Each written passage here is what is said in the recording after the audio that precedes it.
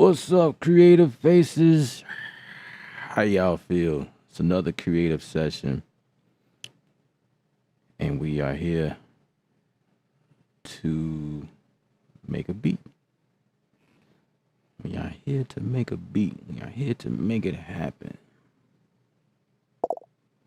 My name is Ella from Creative Sound, and yeah, how you guys feeling?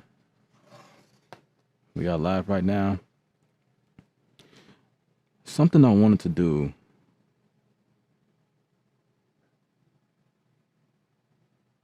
I managed to get the university back online,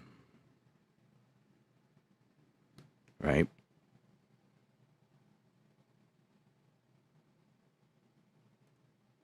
And currently we are running a 20% to 50% off each course. So between 20 and 50, we're running the sale on the site. And I'm going to get some text up here on the screen so you guys can go and visit the website and check it out. You know what I'm saying? CreativeU.art is where everything is happening. That's where the magic is. And I'm working on more and more and more and more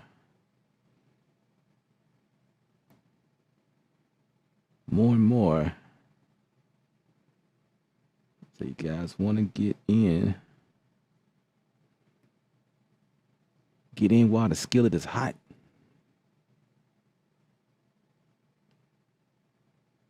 It's Kreatve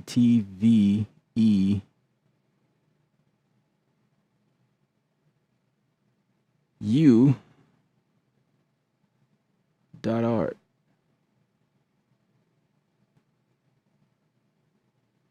That's where it is. That's where it is, guys. That's where it is.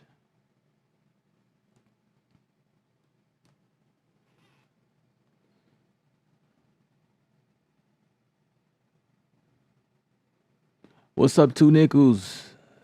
Two Nickels in the building. Paul is here. Javion is the first. He's the first of them all. What's up? What's up? What up? What up with everybody?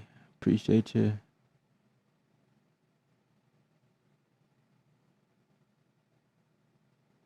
I'm in here making some last minute changes.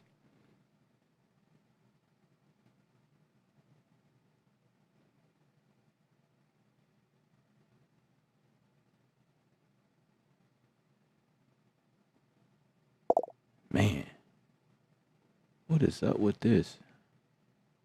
It's funky looking.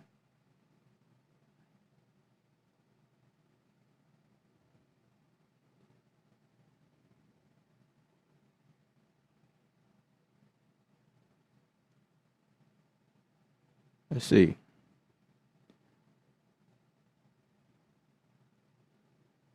Let's see about that. Let's publish that. Ha! Let's get that up there. That's where you guys can go right now. I did that live. Check me out. Skill level is just amazing around here. I'm totally joking.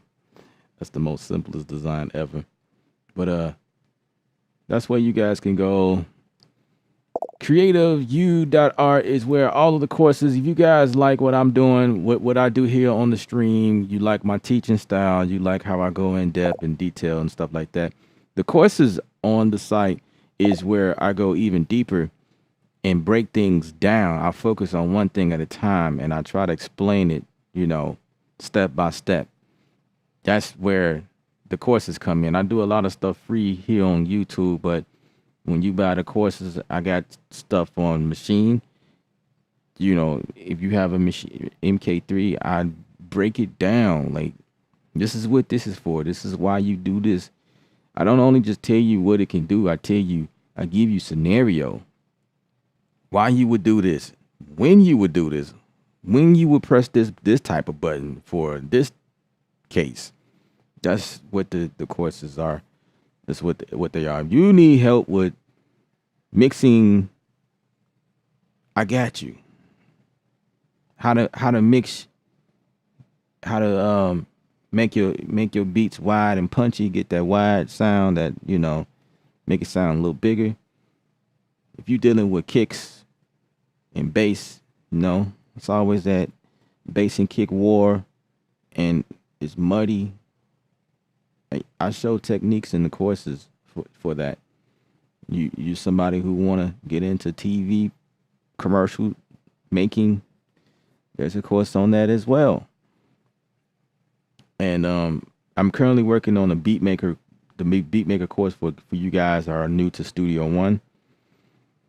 I'm breaking that down. I've done one before. There's one on there now, but I did that in Studio One 3. It's still helpful though. Now, if somebody buy that, you're not going to. Matter of fact, this is what I would do. If somebody buy, I'm making this up as I go. If somebody buy the Studio One course on the site right now, I'll make the next course that I'm getting ready to push here in probably the next couple of days. I'll make that available to you for free or a small discount. It will be a greater probably like almost 80, make you pay $5 for it. I don't know. I just make it free. I don't know. But if you buy that, because we are now in 5.0, right? 5.3 to be exact. And if somebody buy that course, then when I release that, I'll look to see who bought it, and I'll just give it to you for free. That's only right now until I release that. When I release that course, and I think I might make. I don't know. I'll see what I could do. I don't know. But yeah, 20 to 50% off each course. Right now on the course on the website, creativeu.art, creativeu, KREATVEU, TVEU, creative without the I, spell it with a K, without the I. See how unique that is? All right. What's up, Philip? Bill, what's up? Watching in the shadows. All right. Well, I definitely appreciate you. Why is my text coming in blank? That's a no brain. No, that's no bueno. No bueno. No. I think I did something wrong. All right, anyway. I'll be sure. What's up? What up? What up? What up? What up? I usually read the questions as I throw them on the screen anyway, so it's like, I got to fix that. Swain's in the building. What's up? At least you guys can see the pictures of the people who commented. Andrew, are those errors 8s? No, these are the 5s. Yeah, these are the 5s. When you purchase a course, do you have access for? Yes. Come on, Nat. Come on, man. I got you. If you buy from me, you got access to that stuff for life. I did not move to a subscription-based model yet, if that's what you're asking.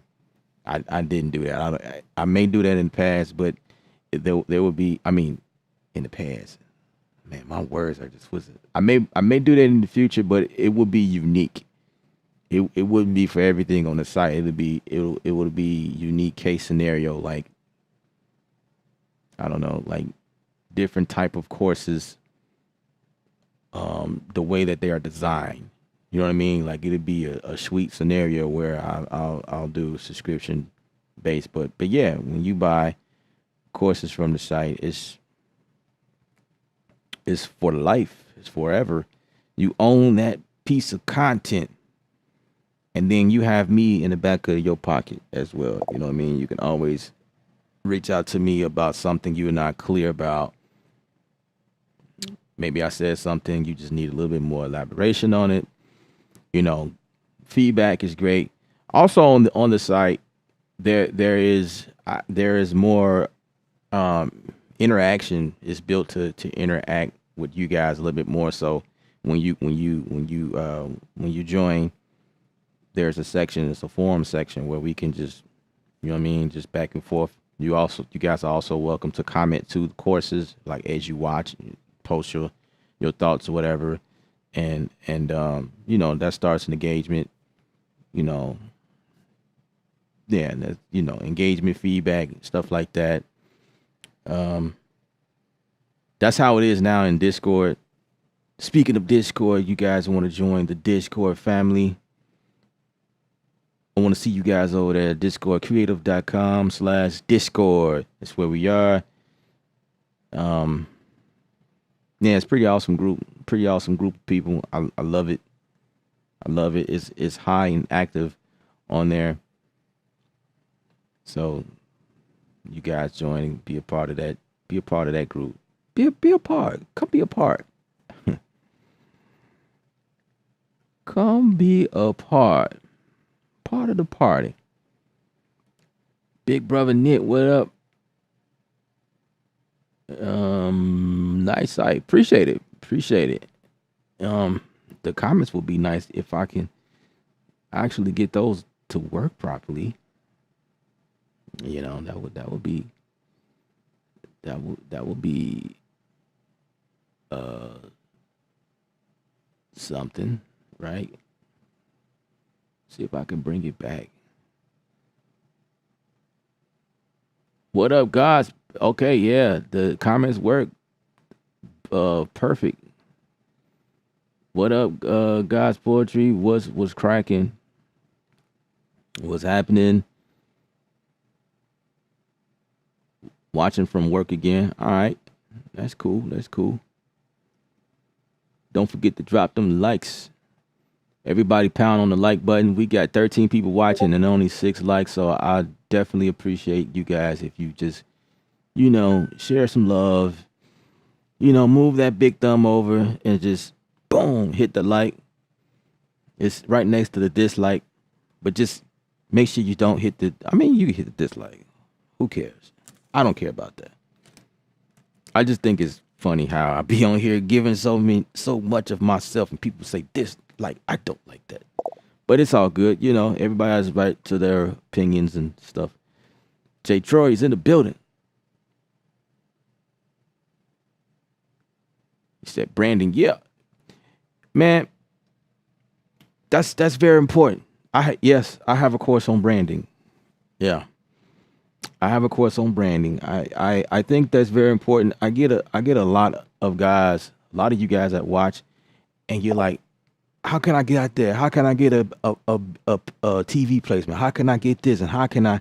First of all, you gotta look up the part first. It's all about impression. It's like going to a job interview. You know what I mean? You can't go to a job interview in your wife beater and drawers on and some flip flops, and you don't have you ain't shaving. You know what I'm saying? You gotta go clean as possible. It's all about first impression when you trying to go for a job, even if it's a job where you working in the gutter, like if you're going to be a garbage man or something, or you going to be a janitor. I don't know. I mean, you still have to look clean working those jobs, but it's like working in the field where you get your hands dirty, construction or whatever. I mean, after you get the job, I guess it don't matter. Construction guys and truck guys with long beards, and they look like killers anyway. But And I guess if you go for a trucker job, there might be some, it might be a little lenient by how you look. But you guys get the point. You can't just go for a job and, you ain't shaving or whatever. So it's the same concept when you going for placements and, shooting, meeting managers and, trying to get a placement on with another artist or music supervisors, you know, you know what I'm saying? So it's some things that you got to do on your end as far as like social media and stuff like that, and I break it down in my branding course. Yeah, so yeah, I try to take care of my people. You know what I mean? I don't want y'all looking crazy out here. Because the first thing that's gonna happen, you guys think that don't matter. You think that it's all about the music. If I got that fire, that's all that matters. Now, it's certain things that happens before they even listen to your product. You gotta look like you serious. That's first thing. Second thing, you gotta have a language. You gotta talk to people a certain type of way. You gotta know what you're talking about. You know what I'm saying? You can't just be walking in there and saying, "Hey man, I got some beats. I'm gonna sing you." Yeah, there's certain ways that you do things. You know what I mean? I'll be working on a new TV placement course pretty soon. And but if you guys are already on the site, there's benefits to being on the site already. Like, yeah, when that stuff comes out, special discounts for people that's already in the system. Just letting y'all know.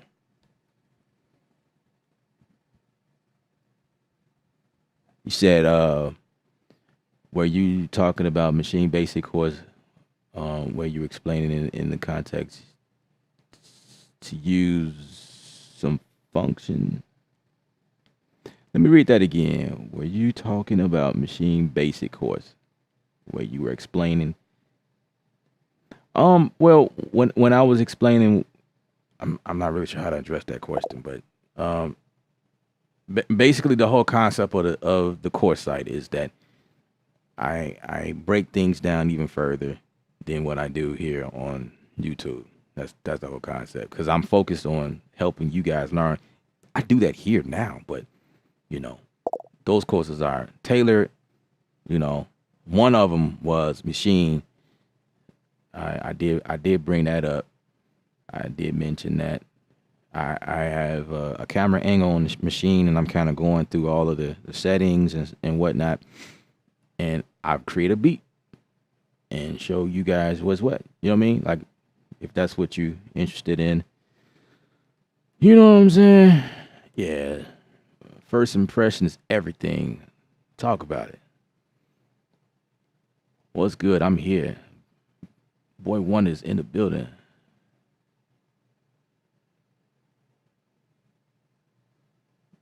Yeah, man. Like the famous thing people say, check me out. Check out my beats. Hey man, check these beats out. I got, if you want to go ahead and buy one, you buy one and get 30 free. Like, bro, really? Selling yourself short. I don't talk about that, but that's just one of my pet peeves about, beat makers. Beat makers be doing the most. All right, let's jump over to the canvas. Will the TV placement course have tips on different ways to arrange for TV trailer, music, submission tips? So right now the TV, making commercial, what is it? Writing for commercial. It's right now it's geared towards writing for commercial. It gives you that TV making vibe. There I do mention some things in there that is useful. I don't go too deep into like where to submit and like stuff like that. That's coming in the next TV placement course, like as to where to submit, what they're really looking for. I'll go more so into the language, even further. But it's a great course to start out with. I do give you the structure of what to do, like making like 60. I guess I could do that now. Like I can give you like a little concept, like whatever I come up with, I'm going to keep in mind TV making or whatever. I guess I don't know. It depends on what I come up with, but there are some things that I kind of just I slow down and just kind of show you guys what to do. So that's what that course is. So yeah, it's got a little bit of everything in there.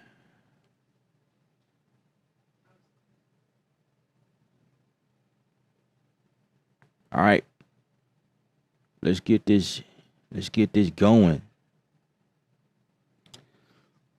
We got 18 people watching, 8 likes. Can we get those likes up? Can we get them up? Shoot them up. Pound that like button. I appreciate it.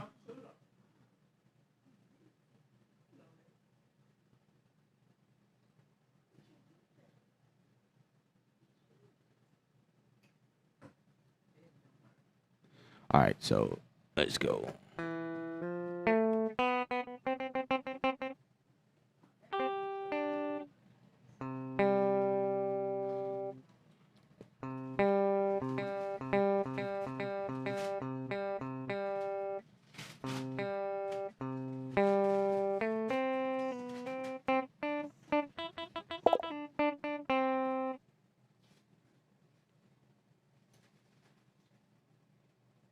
Eight or three. You say you number 10.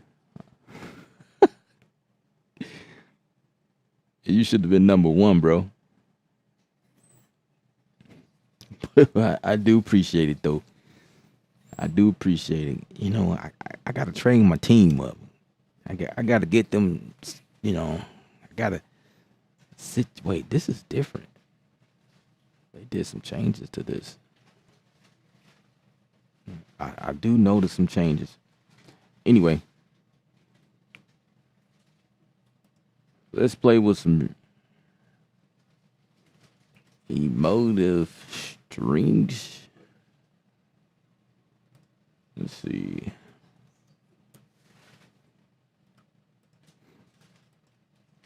Studio One changed this up just by the way. This it used to just say input, I think, or MIDI 1 2 3 4. Now it says event. It's interesting that they did that.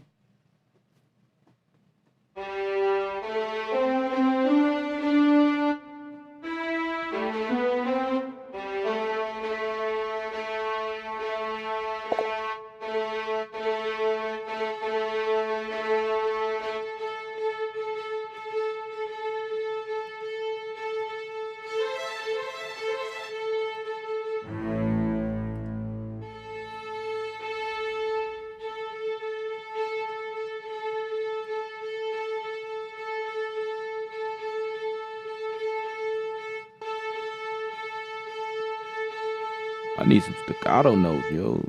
Let's see. Let's go down some. Let's get some staccatos.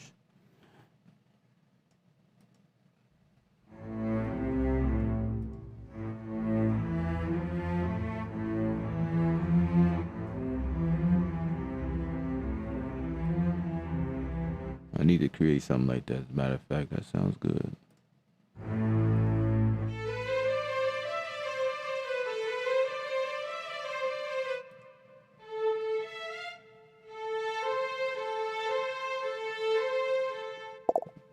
What is the staccatos, man?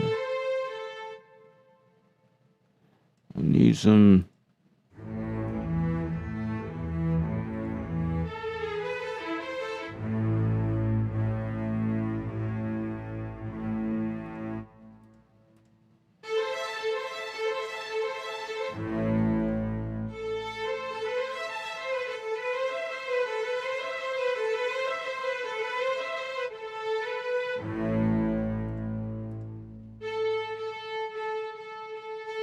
I don't want the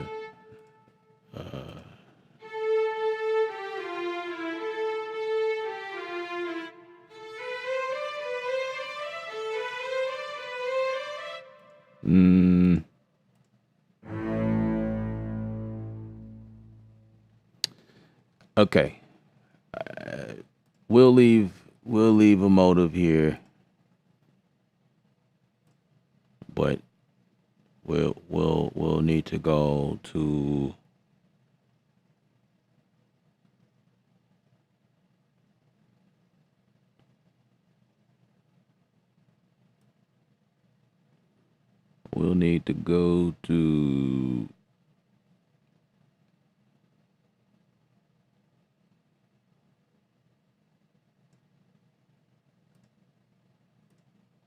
let's see, action streams.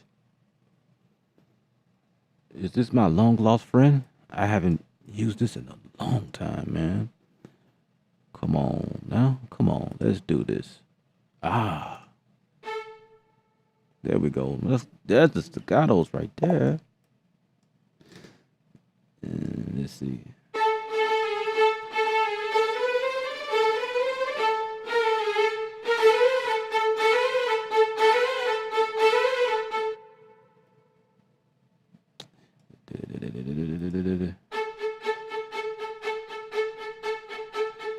Okay.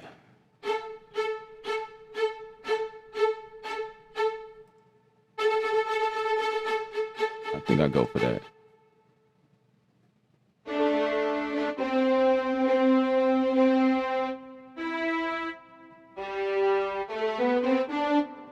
Oh yeah, definitely got to switch over. 1, 2, 3, 4.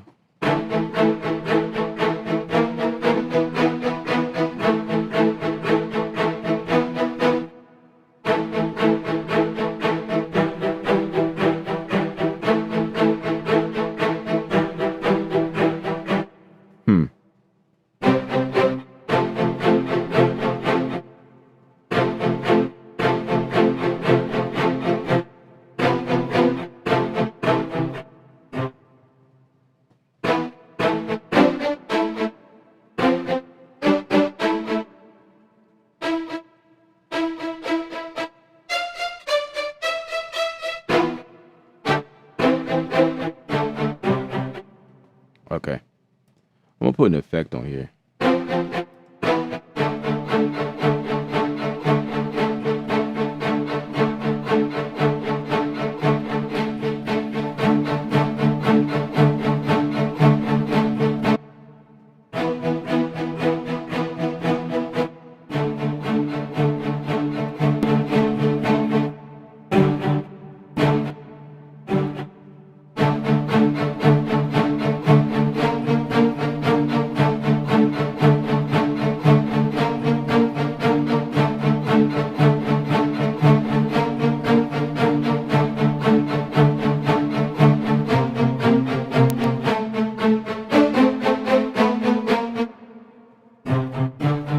I guess that's the only octave.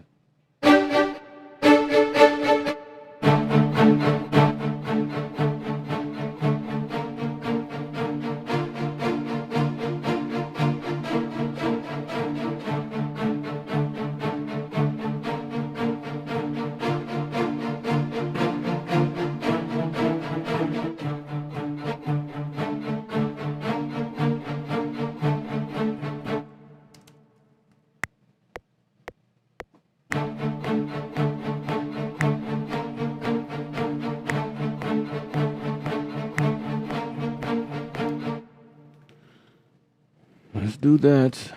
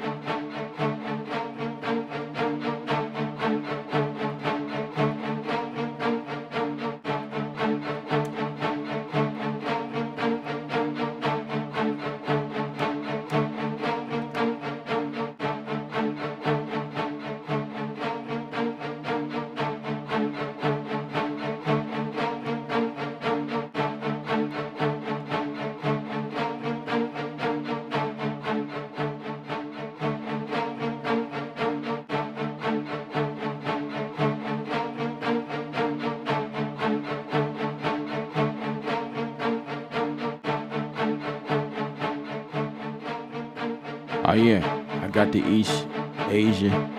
We talked about it before though.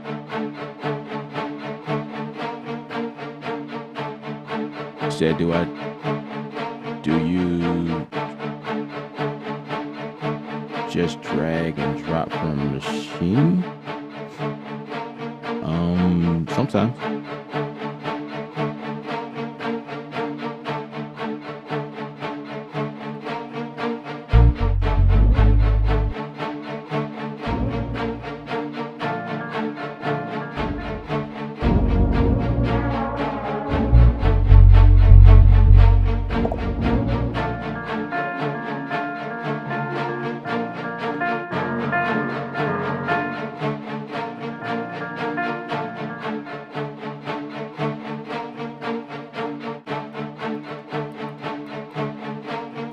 For this, I think we got to go to certified gold.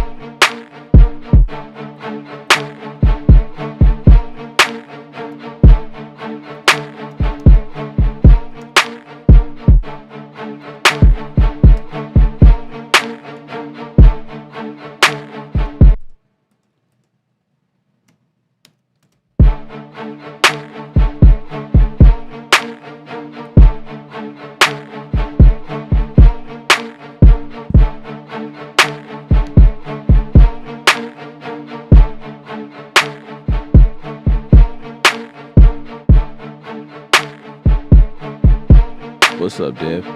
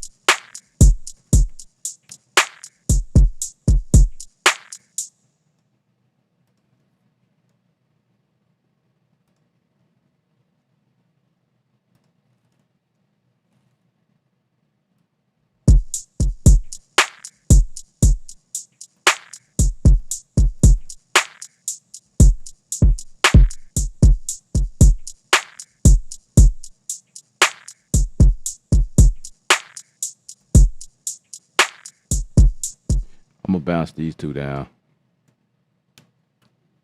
and leave the kick, because we'll need to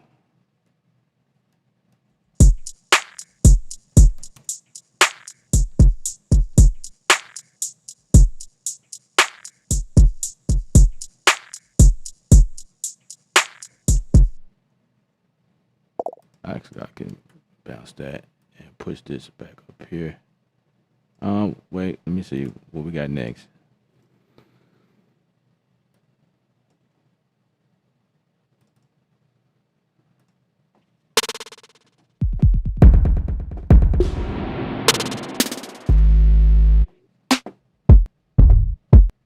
Huh.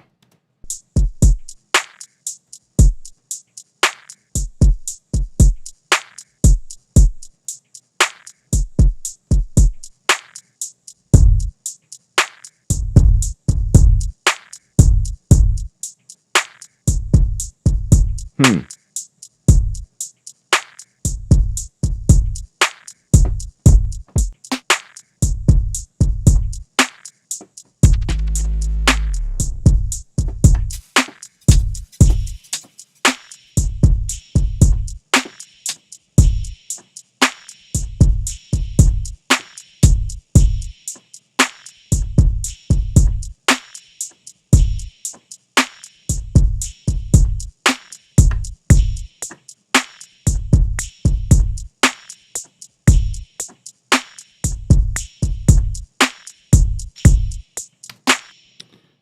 I tried to delay that on purpose because I knew it would happen.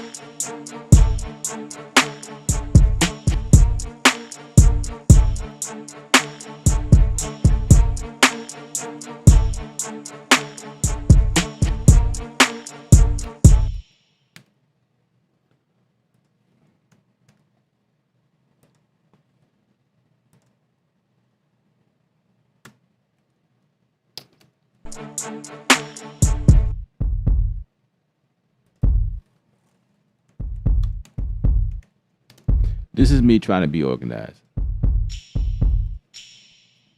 but it don't happen like this all the time.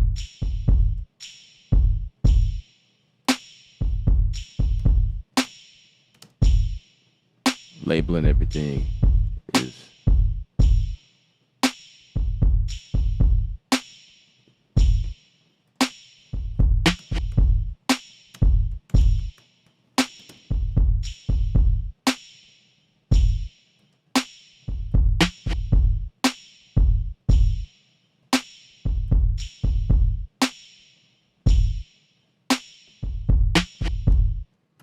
yep.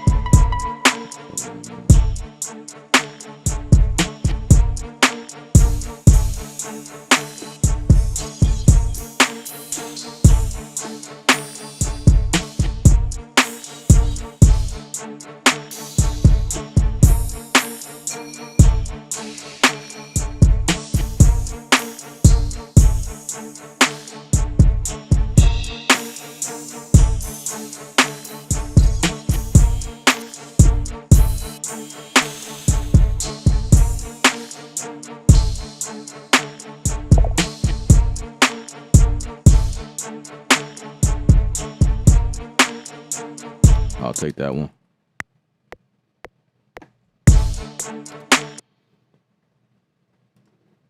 Crash.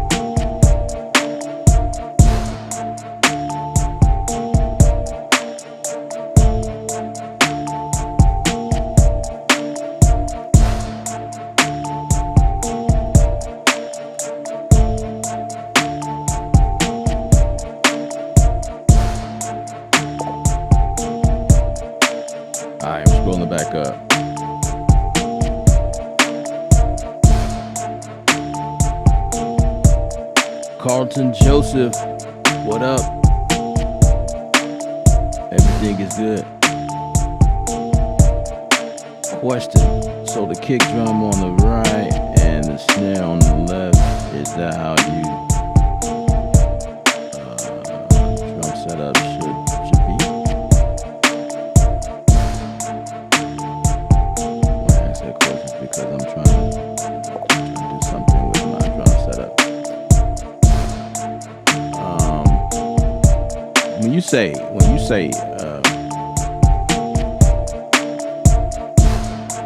but when you say kick on the right and the snare on the left, are we talking panning? If so, no. Kick and snare always lives in the middle. I never pan those. But let me I'm looking.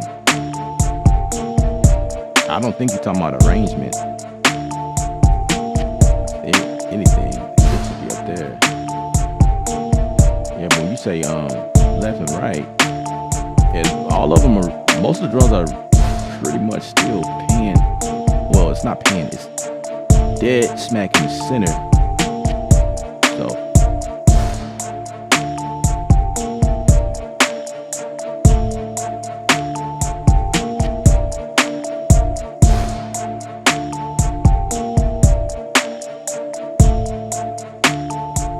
switched it from snare right to snare left and kick left.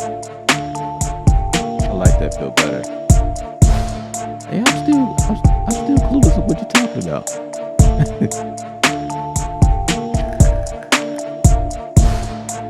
I'm not a drummer, so I really don't. Got a drum set around 13 or 14. Yeah, I get it. It's all good. That's what I'm here for, right? About drumming from the real drummer like Ella. Yeah, I don't pan. If that's what you're talking about, I don't pan anything. But I don't know where you're getting at. Where do you see that? Like maybe you saw something and that's how you interpret it. I need to figure out how you interpret left and right.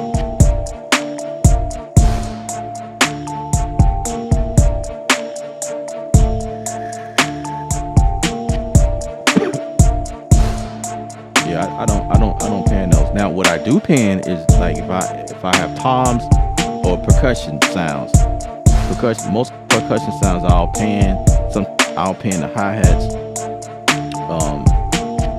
It's like, you know, if you think about a drum set, you got the kick drum that's in the middle, and then you got the snare drum that's almost in the middle, but it's slightly to the left.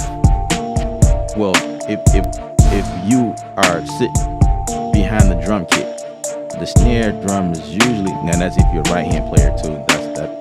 That's another factor, because there are left hands and they all the weight is on this side. But if you're a right hand, snare drum's like right here. The kick drum is right here. It's like the right of it, but it's still considered the center because you won't really tell the difference. But when it comes to mixing, you know, usually snare, the kick, and yeah, the snare and kick is usually in the middle. Hi-hats, it's always either left and right. It depends on the approach, because it can be an approach coming from the audience, you know, because it's the opposite.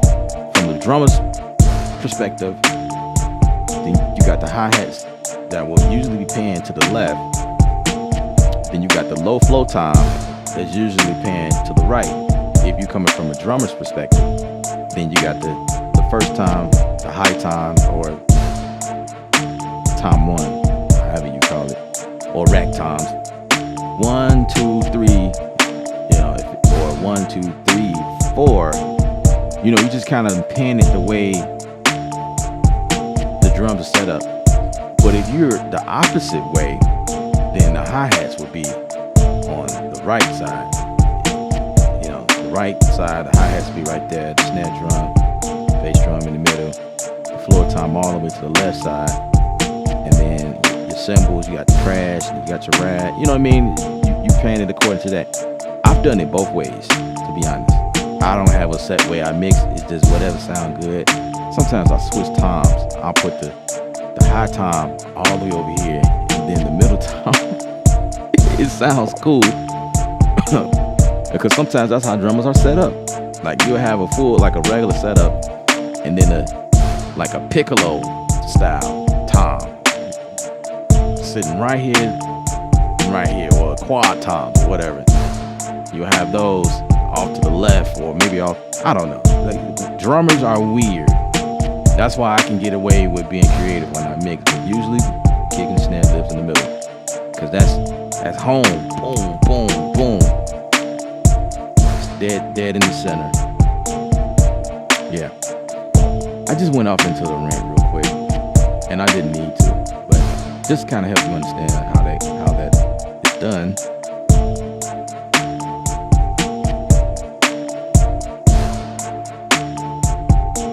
Oh, so you mean like the setup for like finger drumming compared to real drums?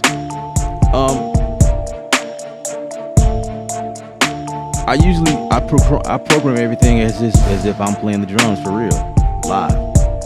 You know, I the same way I mix, the same way I do stuff like this, like program music, percussion stuff usually get panned. But it depends on what I'm doing. Everything right now is still in the center. I haven't really panned anything yet. And it sounds cool. That's also true because sometimes these instruments or different sounds come in as stereo. They have like reverb and delays and different things going on.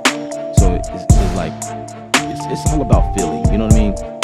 Like, if I feel like it needs to be panned somewhere, then the only time I will pan a kick or a snare is if it's effect on it. You know what I'm saying? Like, that's the only time. But at that point, when you put an effect on it, it's a different type of sound now. It's no longer a kick or a snare. You know, it's no longer the main drive of the song. At that point, it becomes something different. So then I might pan left, right, you know, give or take, you know, depending on what the vibe is.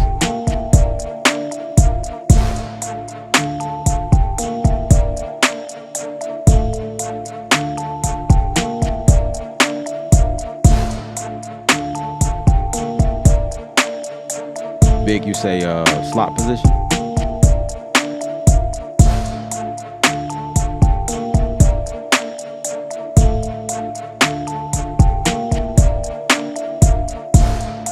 Now, if you're talking, I think I get what you're saying. So Buck, if you're speaking from the point of view of like positioning the drums on the drum pad, if you like drum fingering, I think it's just up to you. You know, my point of view, I'm gonna be honest. I really don't care too much for finger drumming like that in terms of like having a setup. I just play the drums like because they are, every time I come across a set of drums, they are always positioned differently. You know, like usually drum kits, I guess I'm coming to the real answer. Took me a while to get here. Most kits, the kick starts all the way to the left. I'm guessing that's what you're talking about. I didn't put that there though. That's a preset. Like, me going in battery, most kicks start left. Let me see if I can go back up there to that one. Yeah, most kicks.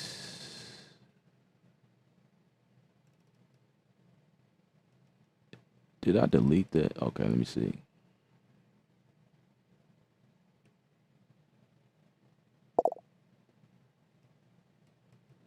It won't let me press on. Okay. Okay. Most of the times the kick starts at C, middle C, C3, C1. Which one is this one? Yeah, C1. So, you know, then the snare is next, and then the toms are usually next. But then you got the black keys where the hi-hats will sit like somewhere up here. And then you have like crash. But if you playing with Superior Drummer, it's a little bit different. The kick still will live down here, but then you have a whole different section somewhere down here where all your cymbals are. And then there's a other section where the toms repeat. Like it's weird. Like each drum set is routed differently.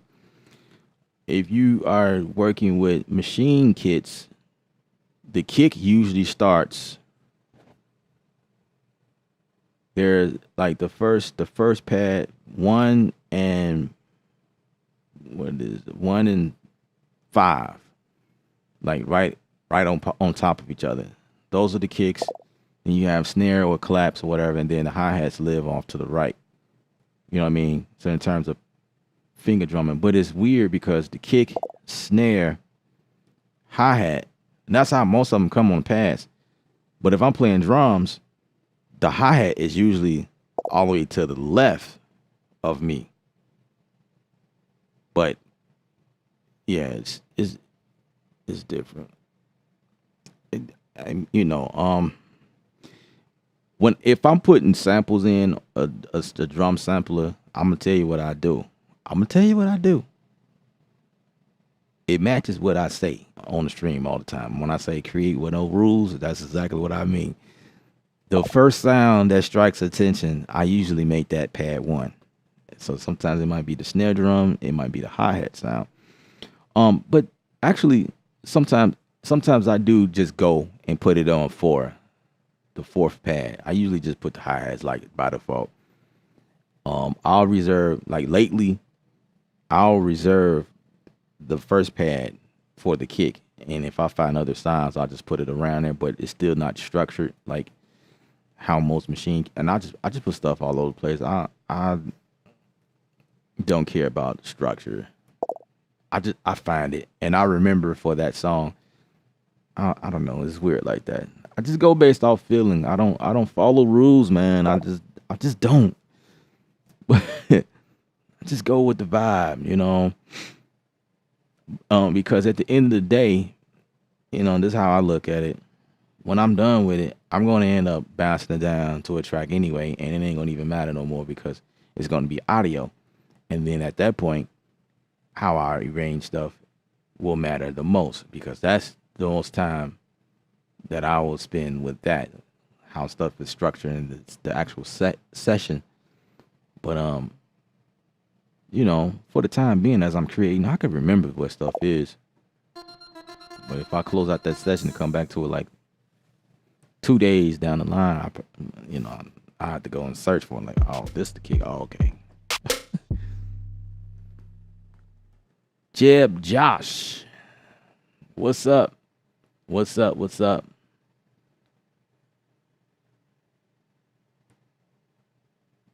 That's funny you saying this because I didn't even read this comment. I just started talking. The pad placement. Okay, on the A pad, your sample is playing those A kick. Yeah, I mean, you just do what you know.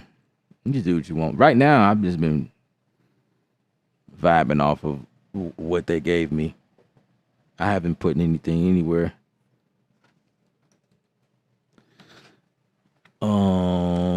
Let's see. I prefer finger drumming on keys better. Actually, when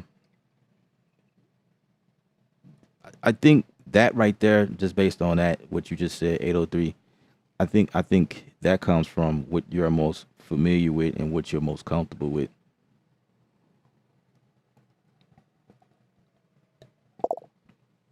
Usually what you started out with. You know what I'm saying? I think guys like you and I, we've been in the game for a while. We tend to do stuff like that. We tend to prefer the piano to make drums. When you get drum pads around, it's like it's cool. I use it.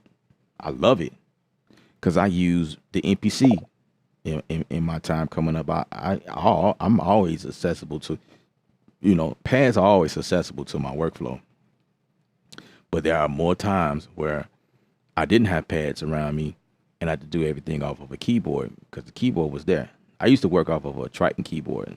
This was before I've gotten into computer production. So I'm used to creating everything from a keyboard. So even now that stuck with me. So when I'm creating, I'm okay with creating stuff just off of a keyboard. And like I should have this thing like loaded up right now, right?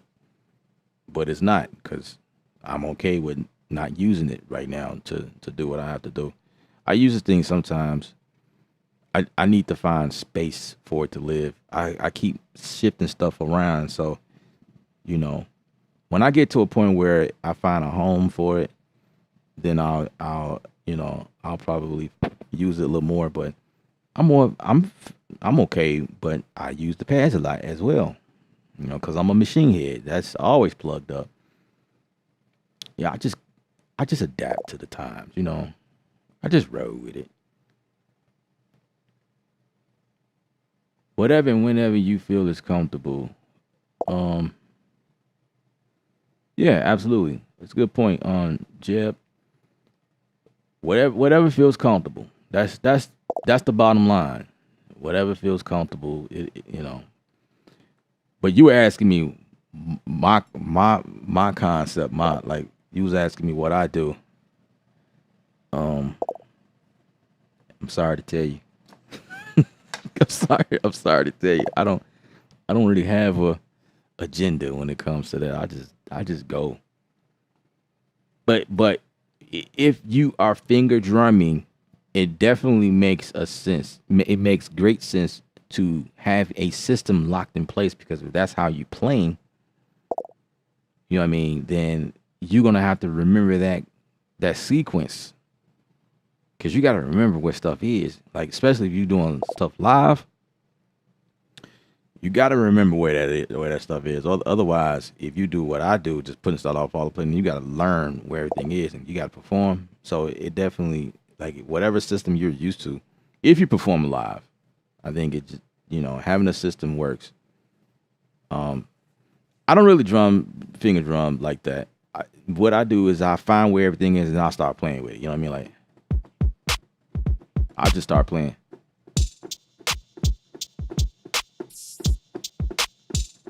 I just find it and I make a groove. So if my kick is down here, I just I just kind of make that adjustment. Like I'm like water. When you pour water somewhere, it adapts. It just go around and fill up. I'm kind of like that. Just and I'm a water sign too. Why did that analogy just fits my vibe? I don't know. Just like water. Oh man. Oh,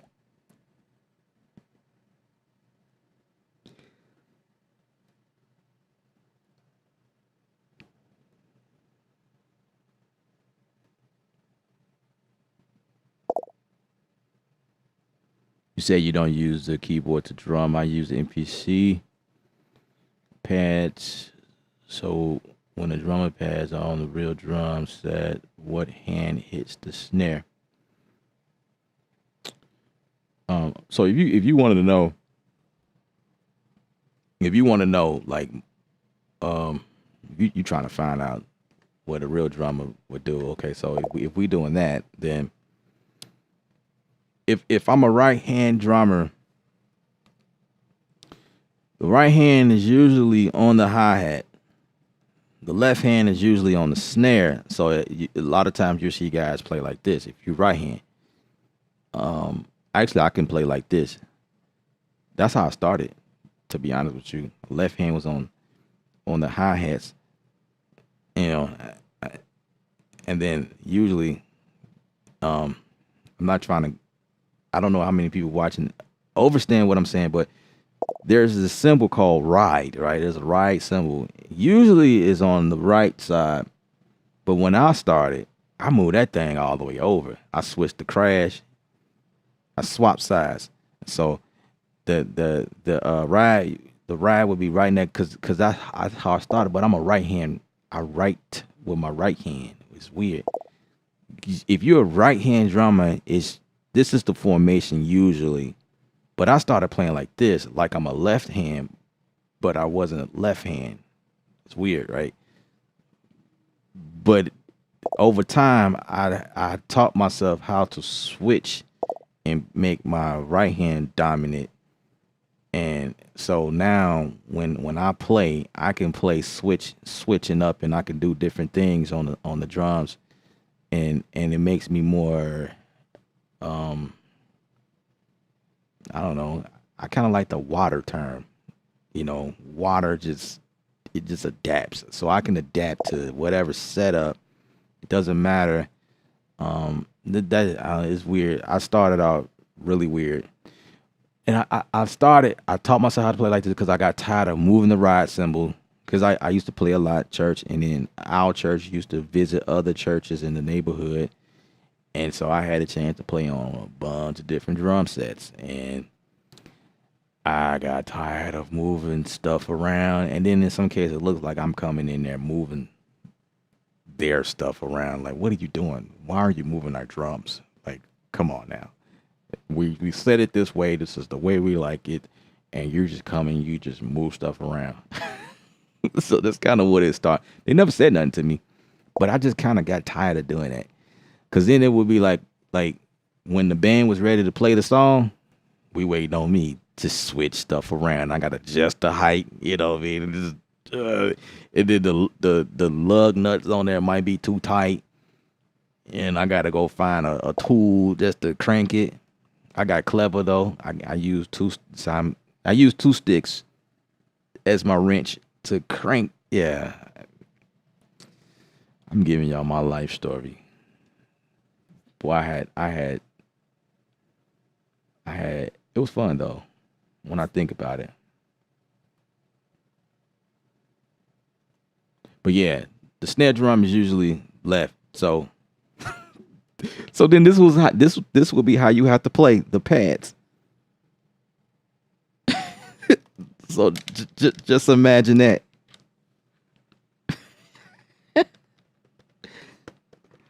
Actually, I've seen somebody play like that. Because that's the hi-hats will be over. I don't know. I seen some people play like that, so yeah, it's just totally up to you.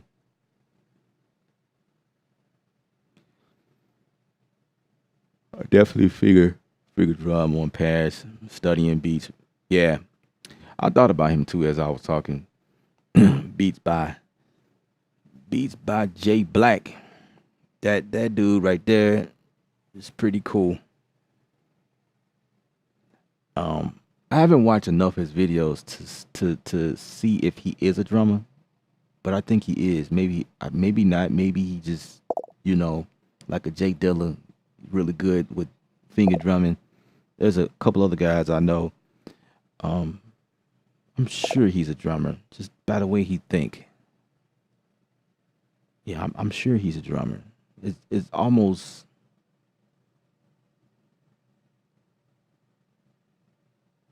yeah.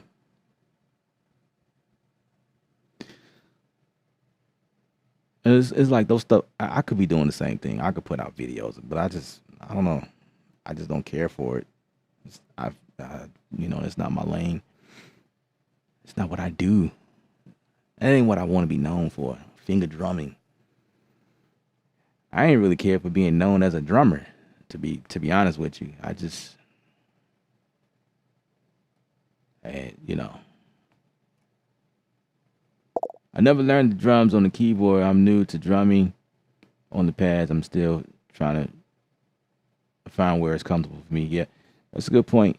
You know what I mean? Like to the point made earlier, like whatever you start out with is where you're gonna end up. It's whatever. Yeah, absolutely, absolutely. Don't mind helping. Don't mind helping.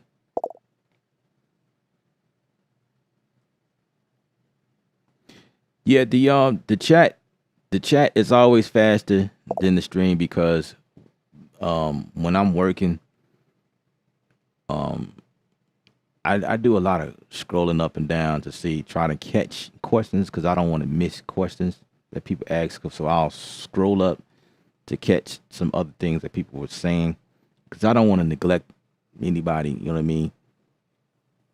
So I'm just catching up so I can jump all the way down. Uh, Say be getting down with the melodics. He was left-handed, and how long before you figured out?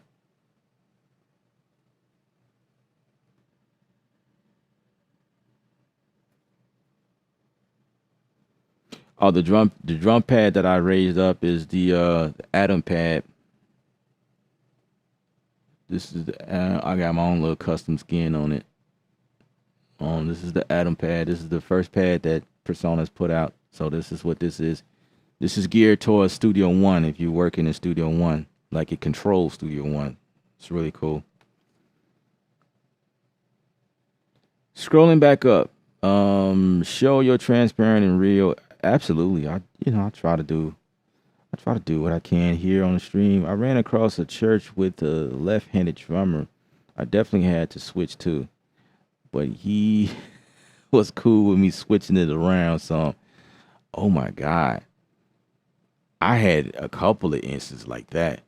A left-hand drummer, and I remember, I remember when I walked in the church and saw that, and I was strategizing in my head on what's the best way to switch everything around. You know what? It's almost like left-handed drummers has to be okay with you coming in and switch things around because most drummers are right-handed. They play right-handed. Even if you left-hand, you usually you playing like how I showed you guys how I started, but because I know a lot of left-handed and they play, and actually there's a lot of left-handers that actually play like they right-handed, but like real left hand drummers, everything is literally switched on the other side. And it's like, how do you do that? And then you got the second time right here when it's supposed to be the first. And then you got the first time right here. And so it was really weird. Like, but anyway, I'm strategizing on how and the best way to switch everything really quick because when it was our turn to go up, and the choir and getting up there, the way we work, it's almost automatic as soon as the choir gets settled in position. And my dad was the bass player. As soon as he plug in, he get his amp turned on and he plug in. Actually the crazy thing is everybody can go, like, before our time, everybody, their instrument, they can go and plug stuff in before we actually come up. So my dad was up there setting his amp, getting it rolling. I can't do jack because the drummer is on the drums playing at that moment. I couldn't do nothing until he was done. So it was usually like, oh, give me a second, give me 1 second, I gotta change this. So the pressure was usually on me.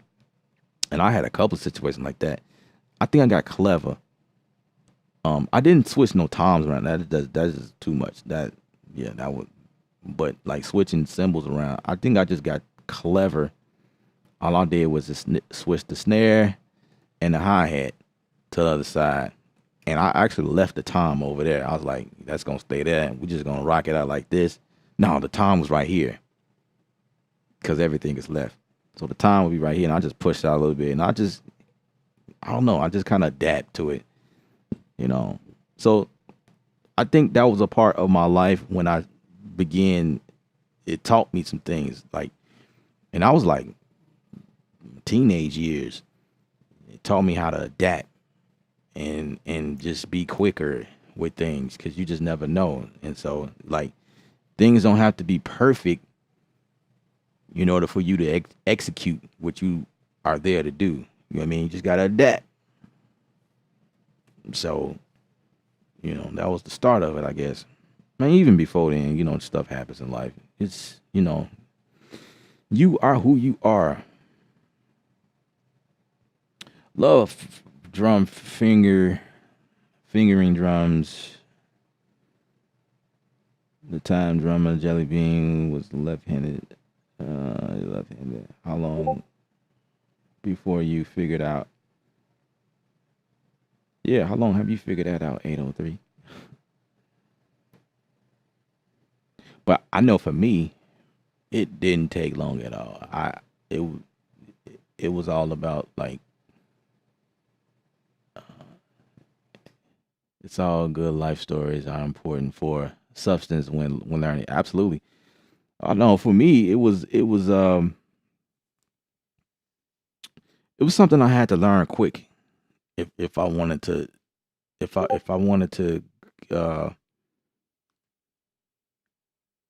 I don't know. I hate being the person that people are waiting on. I hate being the cause of something going wrong. So I know for me, it was like I played like this for a very long time, and that was the only way I knew how to play, and that was just what it was. And so um it got to the point where, like, some churches we used to go to, we were like friends. We knew those people. We had a relationship with certain people, and they will automatically switch stuff around because they knew I was coming. They knew like they go, bro. So we gotta switch it around and kind of help him out, whatever. Because like, time is money. So, like, when they make that announcement, all right, blah blah blah, please welcome to the stage, blah blah blah blah blah, that, and then they come and walk up, and, like, the only thing I could do is be somewhat on stage, like behind the drummer. Like, I'll go up there and just kind of stand there and just I have my because usually I lug around my snare drum and my kick pedal, my foot pedal. I'll have that on standby, already out of my bag and everything, ready to go. So as soon as the drummer get up, I'm like, I'm sweating, making changes. The choir's walking up, you know what I mean? And I'm hurry up, moving stuff around, you know what I mean? So not too long after that, I had to learn how to, to adapt to the situation, especially when there's drum sets that are rack mounted. Oh my God. Now that right there, man, I think that was the thing that did it for me. I went I went to a gig one time and everything was on a rack. There is no switching when you got a rack, and when everything is rack mounted, hence the term rack toms. If you guys ever hear that term, like in Superior Drumming, that's a term in there, or anywhere else, presets or whatnot, rack toms, because they're actually routed on a rack. It's like a cage around the drums. And anytime that's the case, everything is mounted on that rack. It's like a bar around the drums, and you not moving that. Only thing you can move is the snare if that's not rack. But usually the snare is not is rack. Thank God I didn't have to go through that. But I think somebody tried to do that, and it was like, nah, that's a bad idea, bro. You don't want the rack, and you hit the snare and it's moving everything. Right? It just adapt the creative and keep it moving. Absolutely. So that's how I am now as a music producer. I just adapt. I adapt. You say you want this, you want some Western country music. Okay, I see what I can do. I ain't gonna turn it down. I just pull up some country and see what I can conjure up. You know what I mean? And then, or there are some cases where I just, you know, oh, I don't really do country music like that. You know, keep it real, or call somebody who can. I'll do the drums. That's about all I could do. Henry B, what's up? I can't play any instrument. That's all good. It's all good. You don't need to. You don't need to. You don't need to.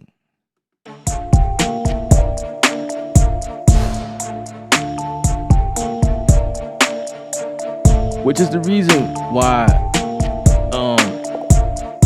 you don't have to have it, know any instruments or anything like that.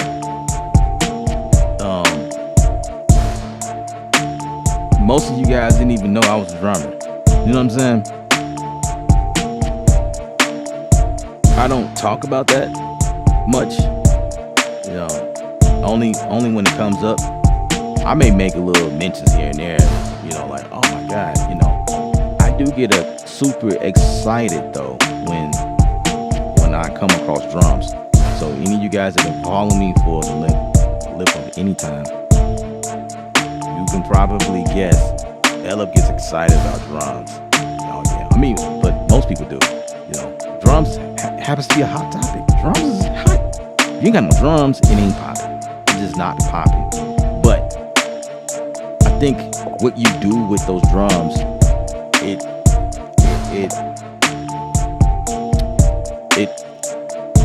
basically spells out what you really into. Like I use drums different than just somebody who don't play. But with that being said, you guys should be heading over to creativeu.art. I have courses available on there. Everything is 20 to 50% off right now. So you want to go and grab your course.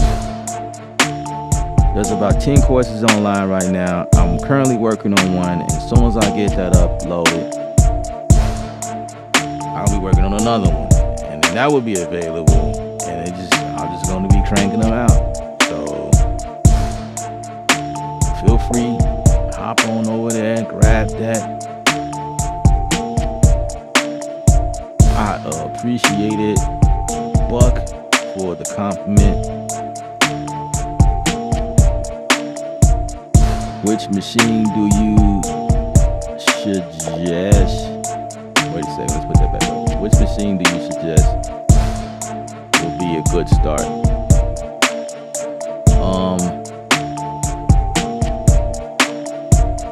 Of course, I'll say the MK3. Go for the MK3. I usually don't make suggestions like that, but I say go for the MK3. It makes sense. Go for the MK3 because it has everything on there. So if you're just gonna start out, you might as well just start out on the big boy. Don't even go for the plus. I would not do that. If you're just starting out, do not go for the plus. The plus and the MK3 is the same thing. The plus just gives you the option to be mobile. That's it. And you're gonna pay mobile price too. So just go for the MK3. That's the best scenario because it's kind of a hot topic. It's still a hot topic right now. It's currently, like the flagship. I mean, the plus is the flagship now, I guess, but they both the same thing. So I say just go for the MK3. Don't even go for the micro. Don't mess with your head. Don't go for no versions before that. If you go for the MK1, you shooting yourself in the foot because there's no color screens. If you go for the micro, there's no screens on that either. It's just one little strip. It's like a ticker strip, whereas I wouldn't do that. But if it's a budget thing, I mean, yeah, you can go for the micro, but you have to do everything on screen because the micro is not set up for everything that we do with the two big screens on it on MK3. So yeah, go for the MK3. That's what I suggest. And because the Plus is out, I think the MK3 the price comes down or not. I don't know. It's probably the same price, or you can find a used one. Totally up to you.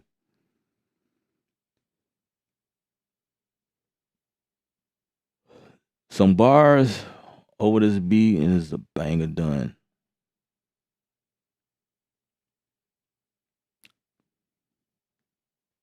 Go back to the other question. Did you try the Yonquin on this with that melody? No, I didn't. I don't even think I have that.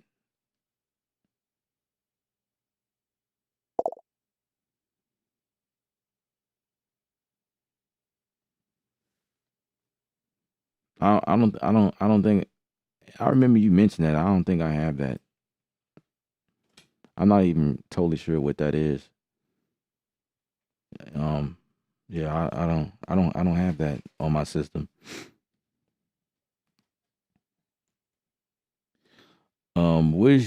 Okay, I read that.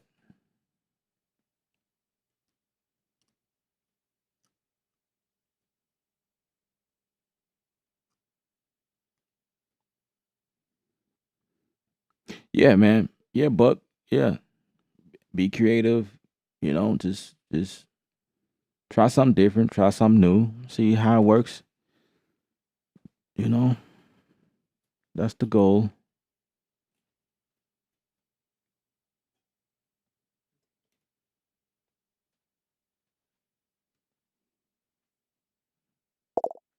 No machine. I meant NPC. So you're asking me which NPC to get?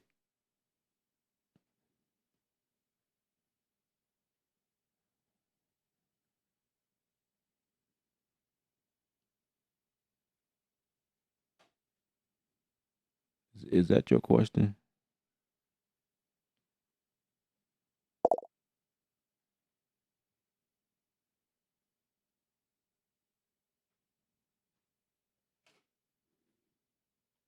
Wait. Okay. That question was coming from Paul. See, Paul asks, which machine do you suggest will be a good start? And then hearing comes in and say, no machine. I meant NPC. Um, what's up, Super Mob? Was cracking.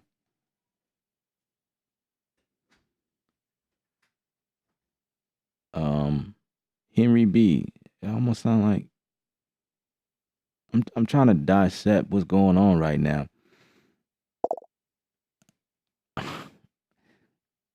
It kind of sounds like it's coming from the same person, but you switched up your profile. Like, you know what I mean? The question was, which machine do you suggest? Then the question come back again, or the comment back with a different name, like, oh, I didn't mean the machine, I mean NPC. What? Are you guys two different people, or is it one person?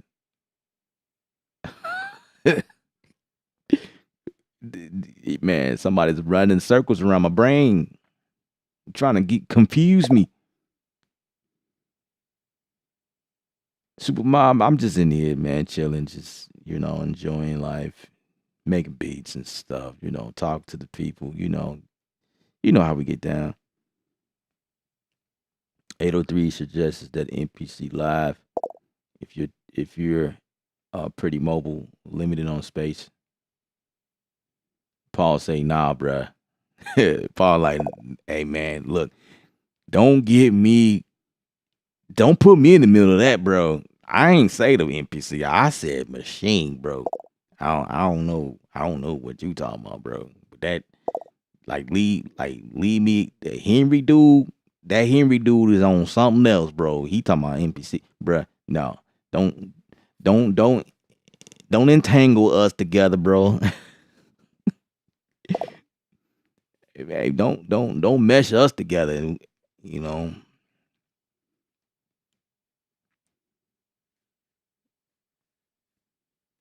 um, I'm a machine head. You know, I'm all about machine. That's why I am. Machine from day one. NPC was before I got the machine. Been working with NPC for years, but the analog stuff though, the not the digital. It was NPC 2000, NPC 2000 XL. Then you had the 2500. 2500 came out after the 5000, which is weird, right? But anyway, 4000, the 5000. I didn't like the 1000. Never touched it. It was like the 1000 was like the micro. It's like what? What is this? Say so you don't like the NPC? Um, I I wouldn't say I don't like the NPC. I don't have one, and I don't care to have one. I don't really care for them. If somebody hand me an NPC, to say like Akai sent me an NPC, I would take it. But to spend money on an NPC, I don't care for it. I already have a workflow. Yeah, I already have a workflow. Like, and I see guys work on the NPC, and I don't know. I don't really care for it. I ain't about the NPC life, yo. I think it's dope. You know, it's pretty cool. I think where they heading, like the whole, I do enjoy what they're doing with their products. Like to be able to walk around with the NPC live and can make beats, just plug in headphones and make beats, and don't need a computer. Sit on the couch and just make beats. That's only a dream. You know what I mean? That's a dream of mine that I would like. I mean, going to get an NPC just to be able to do that will be really really dope, right? But I mean, I already have a workflow. I'm cool. I'm cool where I am.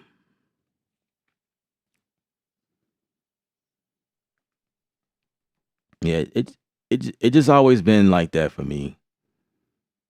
I always had my laptop with me, so just plugging in the machine wasn't really a big deal.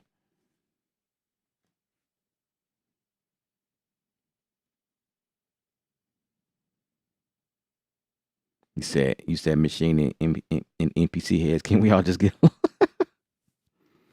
Yeah. Well, I'll give y'all this a brief story about what happened. So, as a drummer playing on gigs with a full band, we had a percussionist, but even the percussionist is limited to what they can do. Bongos, congos, hitting triangles and cowbells and whatnot, clarinets, wood blocks. I mean, all that was cool, but like having an NPC running tracks in the background as your loop, for loops, different songs or whatever. That's what we used to do. We had an NPC for that, and the NPC never failed. It was like dope. It locked everything in. It was a loop track to everything. Slow songs, fast songs. Even when we bump, we had a loop to that. Um, yeah, it was cool. It add, it's just like what we do here in production. Like you got the kick drum, you got the snare drum, and then you got stuff around it, percussion sounds here and there. It's the same way in live world. When you playing drums, you got the NPC rolling in the background, playing loops on top of it, and add different flavors, different percussion, rhythm type stuff. It just makes the song more groovy. It feels better, and it's a different type of vibe. You know what I mean? So, but I was doing production at home, and I would take the NPC with me back and forth and stuff like that. But I was working in Logic Pro, and I wanted MPC to work with my setup, but the MPC was not set. The USB port that you plug in the back of the MPC was not for a computer. It was for downloading updates to that thing or programming, coding and stuff like that. And I was bummed out about that. I'm like, man, how come I can't, So I went to Guitar Center one time, and then I almost bought a MPK, an MPD pad,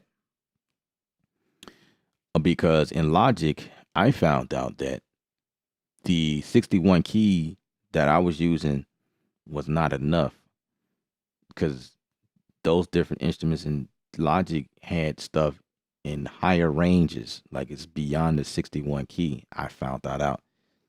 I had one of my bros brought over the Motif 88 key. And when he brought that thing over and I started filling it out, I was like, whoa, where bro, these are sounds I never heard before. Like, it'll be the same instruments that I've been using for forever on almost every song. But when he brought that 88 keyboard over, I was like, bruh. So then that sparked my interest to go to Guitar Center and see if I can buy something that will support that. Because that Korg Triton keyboard that I have I couldn't get octaves. Well, maybe I could. I don't know what I was doing. But it was weird. I think you can do octaves on there. I don't know what I'm talking. Yeah. But anyway, it was, I guess I didn't know to do that. Is what I'm trying to say. I didn't know to do that on that thing at that time. And so I went to the Guitar Center and got Super Mob, the MPC the 2500 is what I wanted it. This was before I just made up my mind. I was like, nope, I'm just gonna just switch, change the vibe. The 2500 is dope because it was like the mixture of the 5000 and the 2000.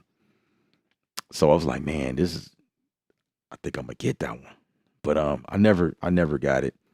But anyway, this is before the Renaissance came out. So someone suggested that I get the Machina Groove Box, because I was concerned about getting the octaves that was not available in front of me, and also have other advantages because it came with sounds. That's how they sold me. I was like, bad. It came with like 18,000 sounds. It's weird, 1,800, something like that. It was a bunch of sounds. I was like, man, I'm gonna be straight. More sounds? Oh man. When you say sounds, it's like feeding a kid a popsicle or a candy bar or something. So just like, I was excited, like sounds. But what I didn't know was that it came with a learning curve to get to those sounds and to make a beat using that thing. So, I didn't quite grasp the concept yet. But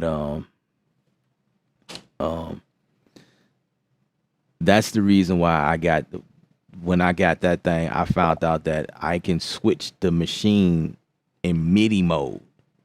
I can switch it back and forth. So I can use it with Machine, the software, but I can use it as a MIDI device for Logic. And that's how I was able to get those other drum sounds and notes and stuff like that was already in Logic Pro. And so that was the concept there. And then eventually I will grow into it and, end up wanting, you know what I mean? Like end up, actually using the machine for the power that it is. I wasn't ready for it when I first bought it. It took me 6 months to get to that point where I was like, you know what, let me just learn this thing.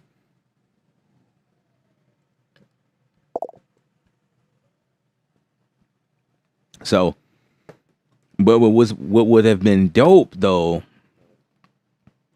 is if Akai had the Renaissance, out by that time that I was deciding to do something like, to go and buy something that will help me in my production journey. If the Renaissance was out by then, I would have bought the Renaissance. I promise you, because I already had a bunch of sounds and sequence and stuff that I was doing in the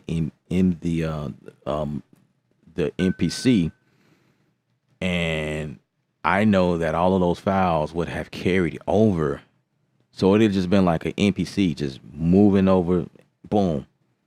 You know what I mean? I thought about that.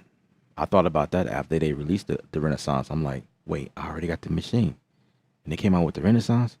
So that means all those files, I can go back and get my files. But at that point, it was like I didn't really care that much because I've already kind of started something new.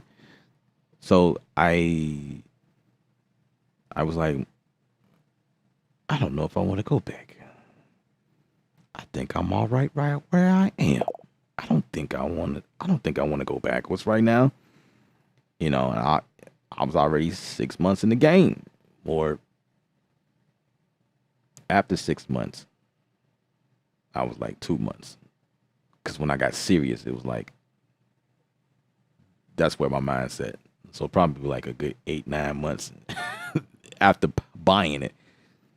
So about 9 months after buying it, that's when Renaissance came out, and yeah, and it was like, it was too late. I'm already team Machine. Like, I figured it out, and I actually like Machine because everything was already digital. Talking to the plug-in, and it was like Machine. Native Instruments was like ahead of the game right then. You know what I mean? Akai was asleep for a long time, and then they caught on. They caught on to what was going on, and that's why we see like them like boom, boom, boom, boom, boom. They pretty much just shitting on Machine right now, like running laps, just running laps across. And I recognize that. I recognize that, of course. So I can't say that MPC, people that use MPC is whack, or I would never say that. It's just my preference. I just chose to just stick with Machine. That's where it is with me, man. And then like what I can do now, like my workflow, just how Machine integrates with where we are and what we are doing, the complete control right here, and the Machine, and just how the integration is tightly locked to what I'm doing. I just chose to just stay right here. The instruments that I'm using, like the orchestral stuff, and like all of that type of stuff, to me it just made sense that everything was in that. You know what I mean? Like having access now. I don't know what the MPC. The MPC to me is more so geared towards like boom bap, hip hop. I guess I'm stereotyping it too, but it's kind of where it is. But when you want to expand beyond that, I don't know how much you can do that when having just those, the MPC. I do more than what most people do on the MPC. Integration with the instruments that can talk inside of Studio One, complete. Kontakt, having, Kontakt talk. Yeah, it's. I have reasons why I am right here. So the Machine is not the only thing that holds me here. It's like the whole package. It's like an ecosystem. You know what I mean? Which is the reason why I don't care too much for having a machine that's built like an MPC, where it's portable. I'm not really that portable at the moment. But when I was just bringing my laptop and my machine with me. They both can fit in my backpack. It didn't matter much to me. I have the 2500, the 2000, and the live. That's what's up. That's what's up. That's what's up. Still learning from Ella, using his machine though, and his dolls. So it's about making music for me and inspiration from others also. That's what's up. I appreciate it. That's something I only hope that you guys take away from me. Wherever platform you're using, you can still take something from me working in the old Studio One. Still got my M1. That's what's up. Me too. I got the MK1, the Machine Studio. It's all sitting right next to me, as a matter of fact.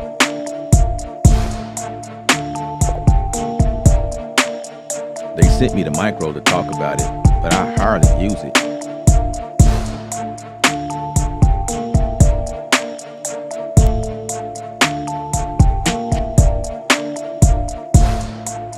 Once you figure something out, it's be a wrap.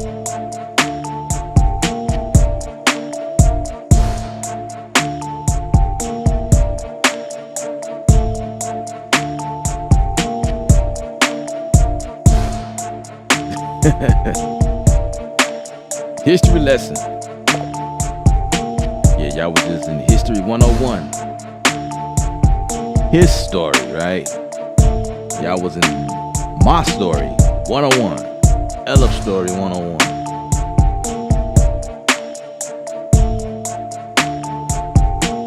I got the NBC Live too. That NBC Beats is nice also. Have you tried the NBC Beats? I lost track, man. I lost track of everything Akai is doing. They coming out with too many products.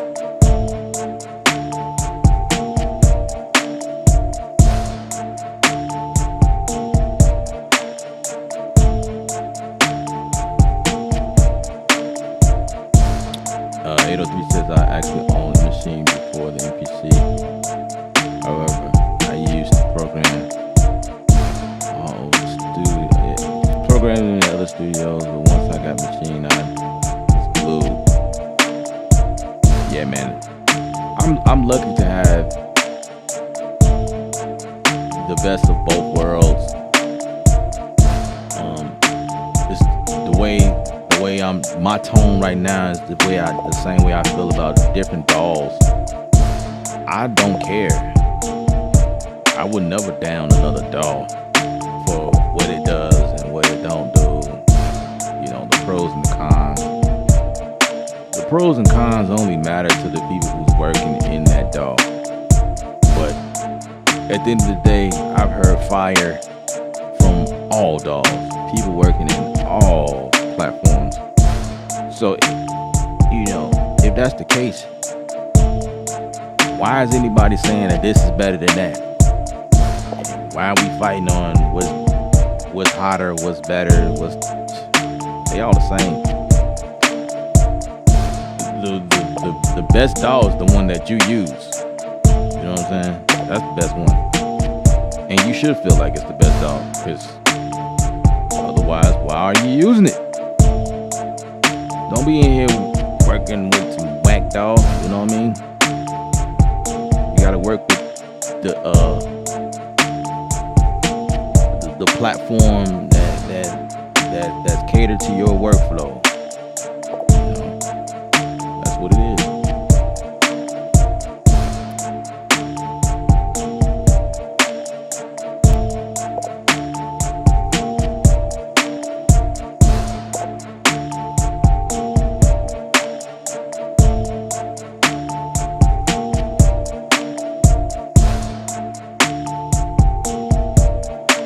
What's up, Mr. Watt? Wavy Beats. How's it going? I'm doing well, man. I'm cool. I'm cool, man. I'm cool, man. I'm cool. Hey.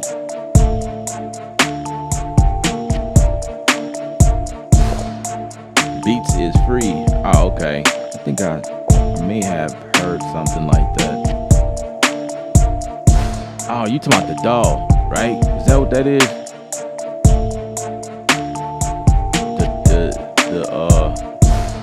The doll that they've been working on. Yeah, I've seen it. I've seen videos. I got a homie that do. Knock Square does videos on it. So I've seen how it.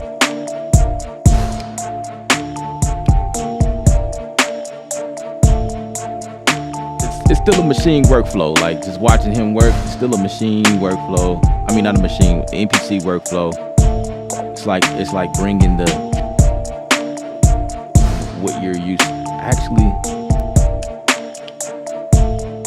the NPC did have a software. The NPC had a software that it works from, but now they have like a doll. I could be wrong, guys. Y'all correct me.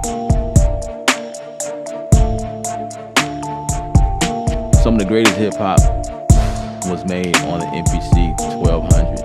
Absolutely, that's facts. It's definitely facts.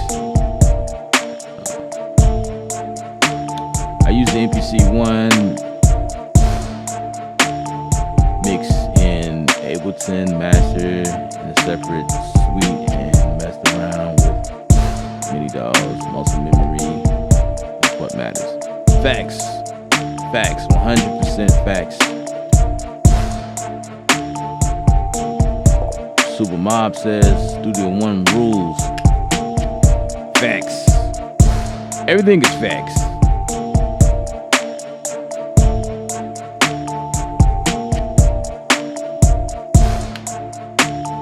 When Ella dropped that Glaze review, I'm turning in. I'm turning it. Yeah, I'm gonna do one. I just been doing everything live lately, but I think I'm gonna do one. I'm gonna do a review, a dedicated video on it.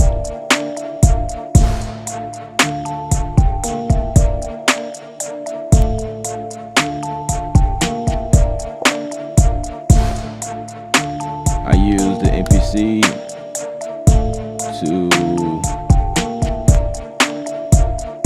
put stuff down quick. Use FL for arranging NPC bounce outs, machine for a different feel, and then get up one day and use Ableton different feel. It's definitely a method, you know? It's definitely a method. I use whatever inspires me that day. There you go, bro. That you're a real painter. That's what it is. Whatever that inspires. I'm pretty sure that's what everybody do these days. Whatever. That's how I am. You know. Studio One has some things I'm used to. A lot of stuff I love. But it depends on if I'm really feeling inspired, like creative, like want to do something stupid and retarded. Like I'll pull up Ableton or Bitwig or that type of stuff. Just to do something just out of this world. Actually, Bitwig has a bigger advantage over being super creative because of the modulation that's going on in there. They have this modeler page. Oh my God, that thing is amazing. And you can immediately start manipulating stuff and get rendered different, just crazy stuff. So I use Bitwig for that. Ableton is just better. It's more solid, polished. You can't go wrong. It is limited on editing though. I don't really care for editing some stuff sometimes,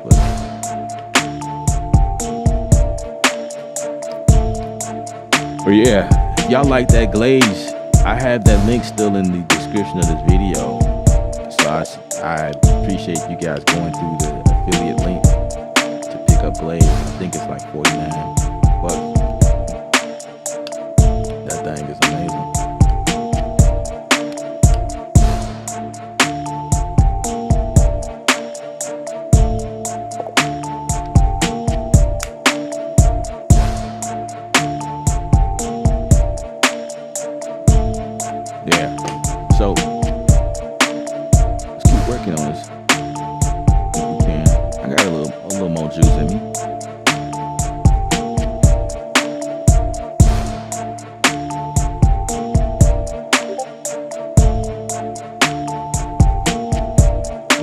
Visit the school, university.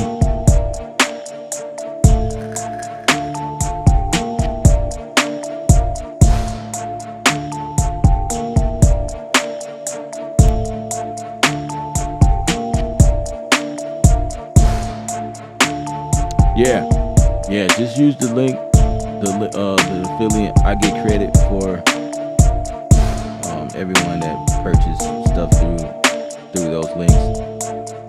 It don't cost y'all nothing extra. It's just give me points. You know, it's I think it's $49.99. If you go to the link, it's not like it's gonna be $100 because we gotta pay Ella because he just talked about it. No, it's gonna be the same price.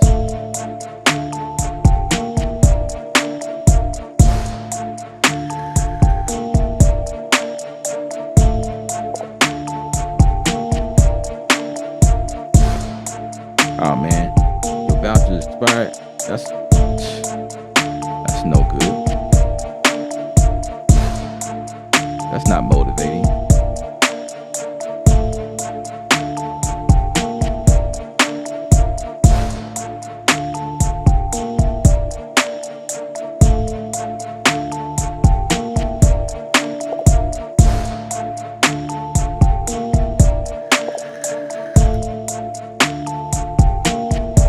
You had two for 25 off. Oh man, bro. I know you sick. I would be.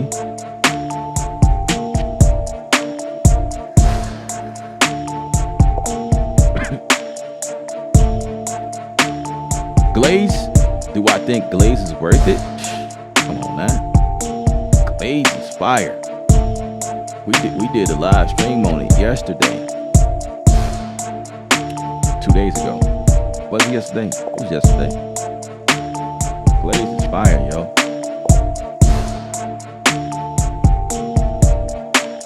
Now, you made a good point. Compared it to arcade, I think arcades still have an advantage because they have a bunch of vocals. Now, Glaze come with some fire though, like just the way that those vocals are set up, like it's really runs. It's a bunch of runs. It's kind of cool. But in arcade, there's different phrases, and it's more broad. Like you got stuff for pop, stuff for R&B. You got stuff for I think there's some rap stuff in there. Some rap, like.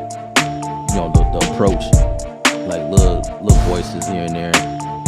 You got some stuff for like alternative, like real poppy EDM stuff like that. Appreciate the super sticker, bro. Super sticker for $20. Appreciate you. Appreciate it. Peer character looking at himself in the mirror, saying thanks for being you, with hearts popping out his eyes. Appreciate the $20, bro. Appreciate it. Right, I'm gonna wait till the review. First, I gotta go and watch the Glaze video.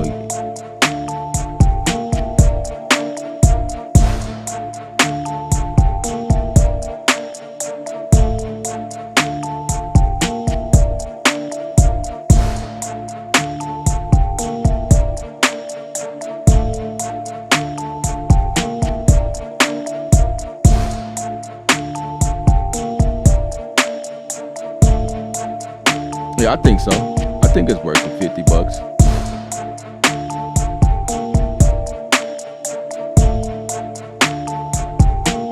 Yeah, I think so. I think so.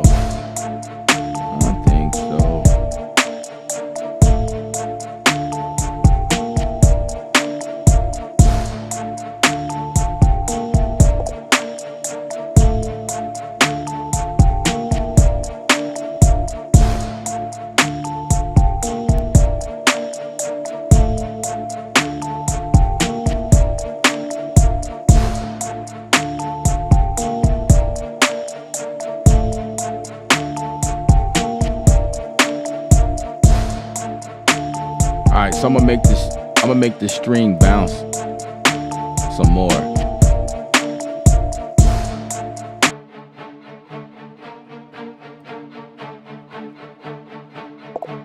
Yeah, I'm gonna make it bounce a little bit more.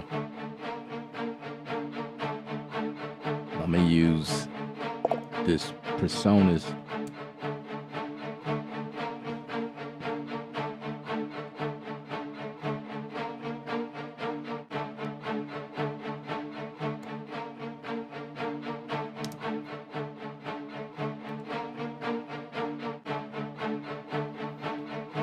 There's this simple plugin in here.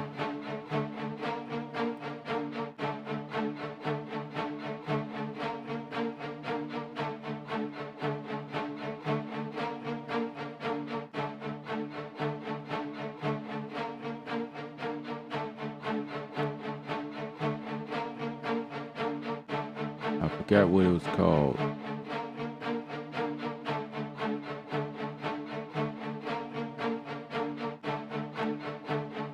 Is it the Extreme? I mean the X term. Yeah, that's what it is. I don't think I can remember that name. Alright.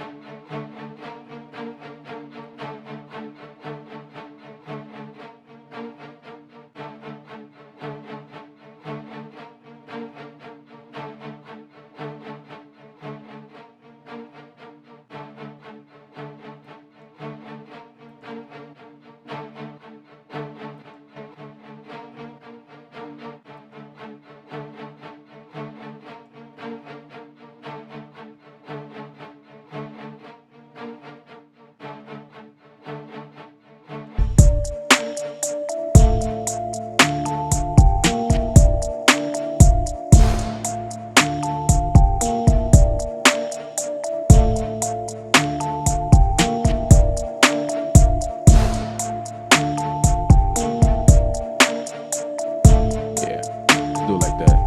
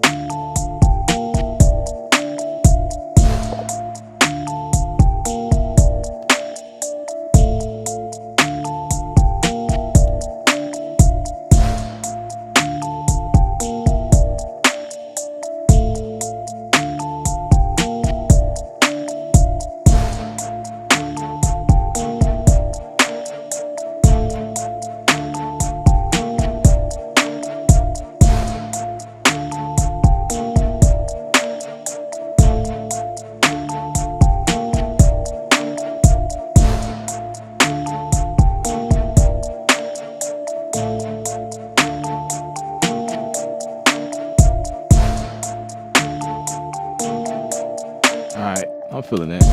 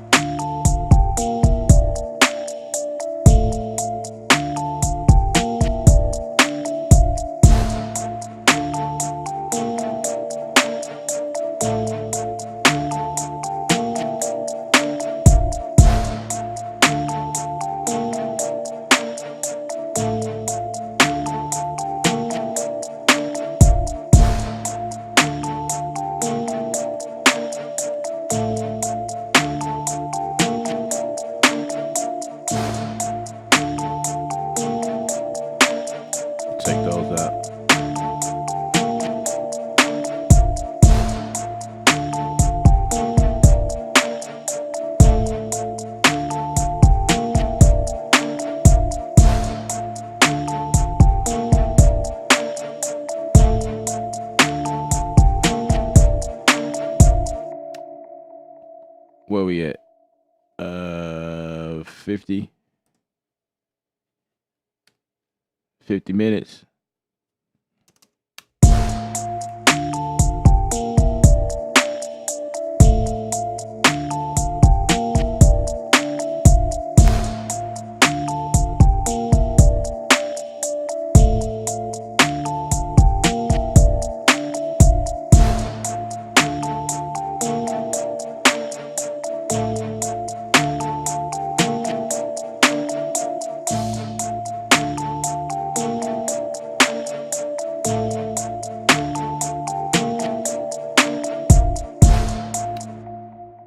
Gonna need some type of drum right there, like transition.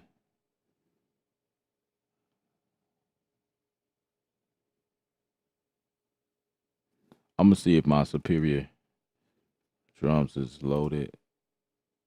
Hopefully I can get to it. Save this before we bring it over. I had to reinstall that.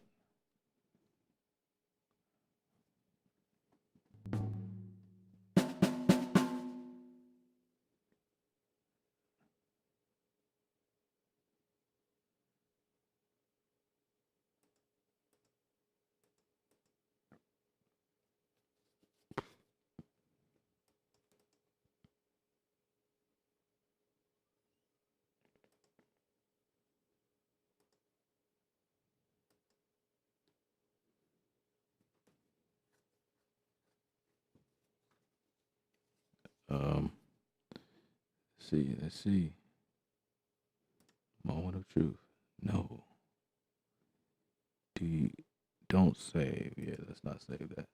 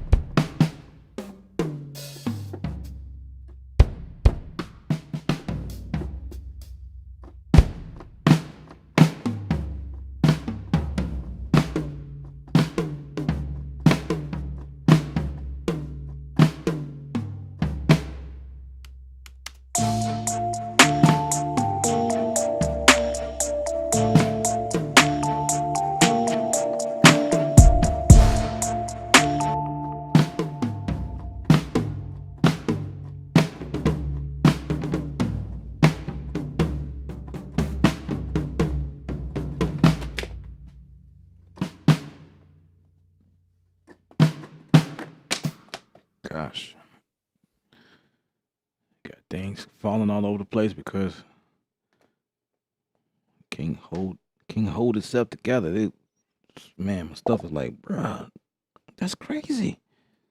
So then it just falls on the floor.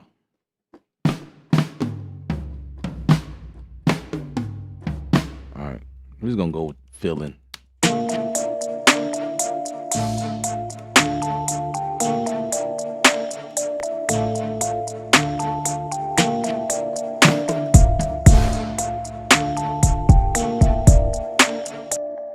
Okay, I think that felt good. Just gotta take out this kick because I ain't feeling that.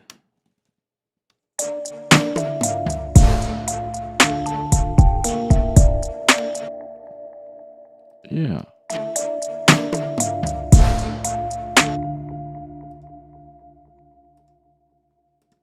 Do.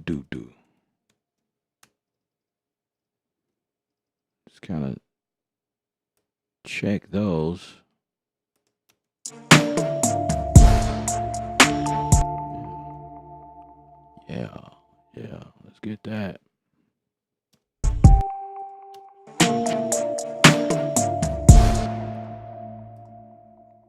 We gotta put that red light on there. Got to. Just got to.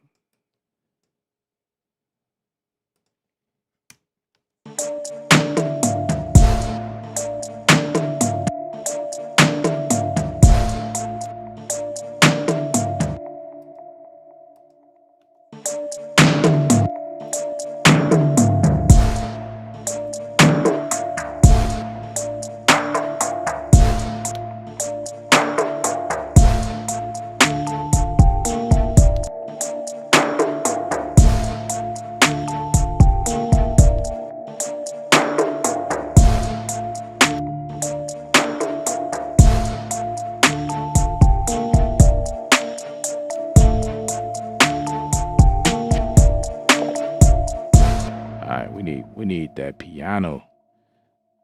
Now we need a piano to come in and fill in some areas. I'm thinking the unicorda. The unicorda.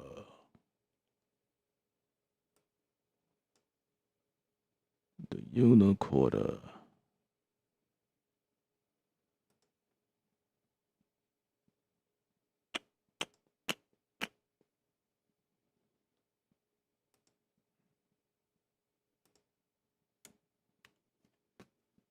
The unicorda is on MIDI 4. Bet. Let's make it happen.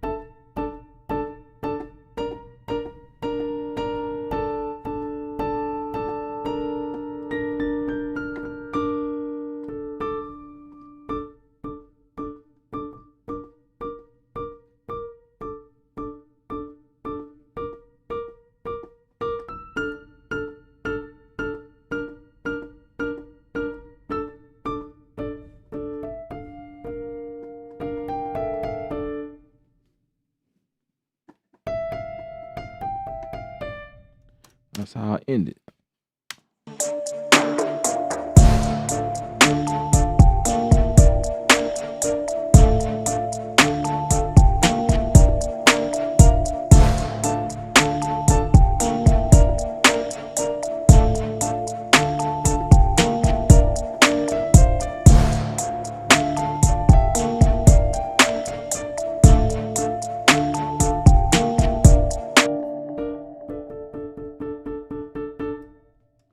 Got to change the settings and make it sound a little bit more epic than that.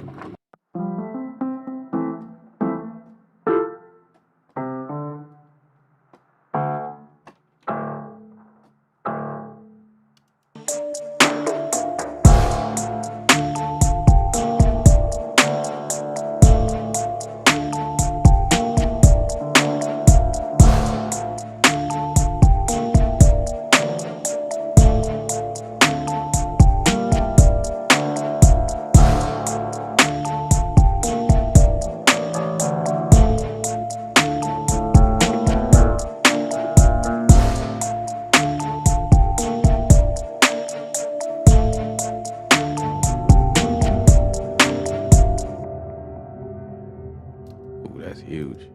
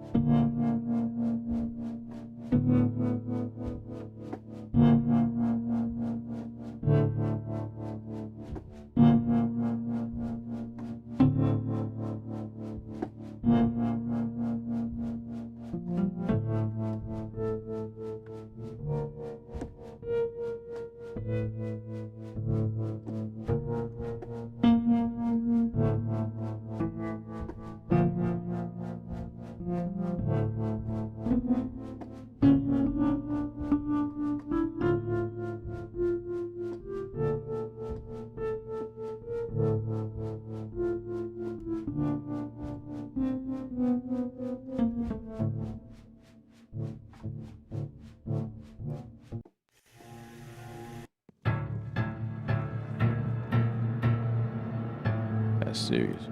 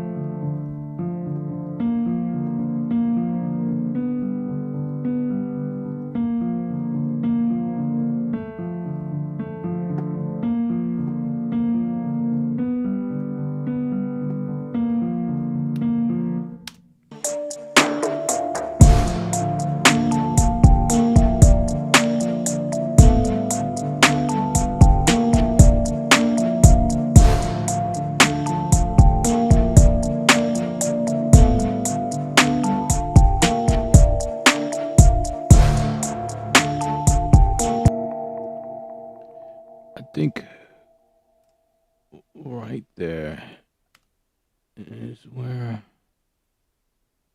Wait.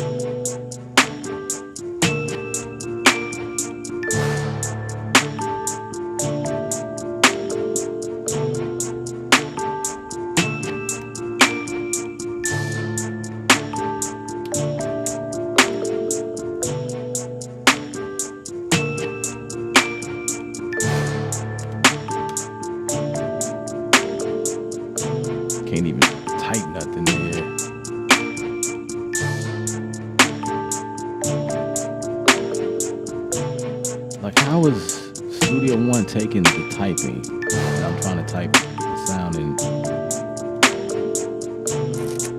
what is going on?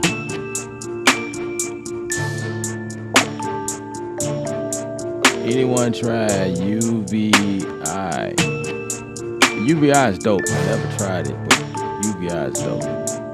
I just know that much.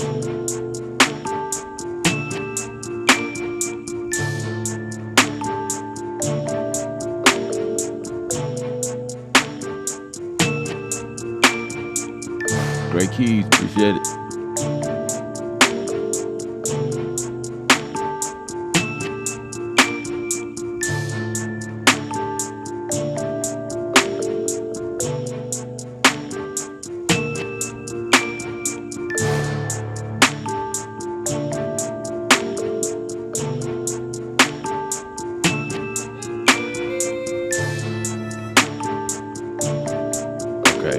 I'm just about to search for it.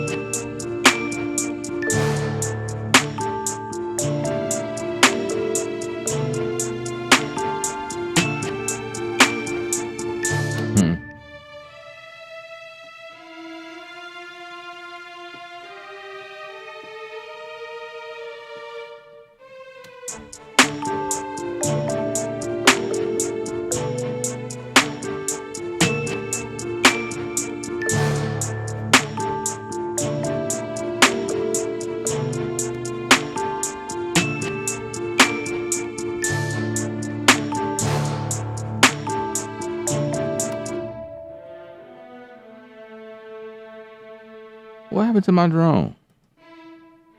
That sucks.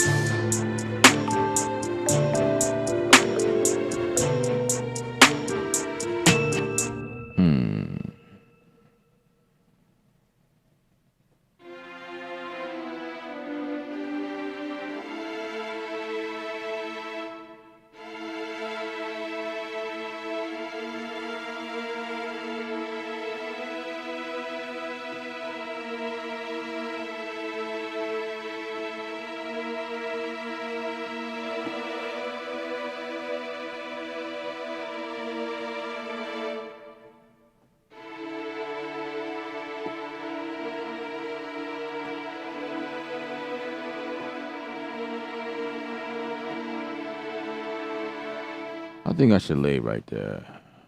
Let's just take this out.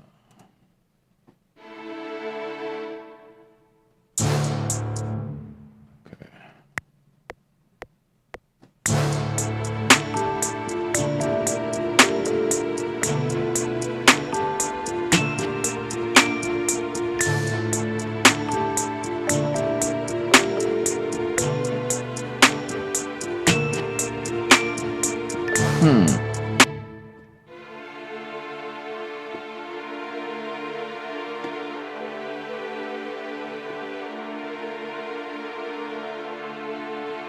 Let's do it again.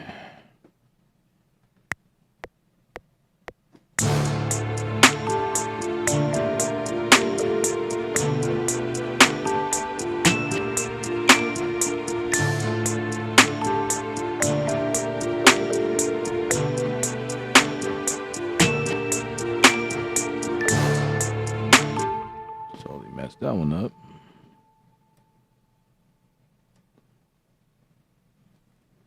But that's fine. Take that.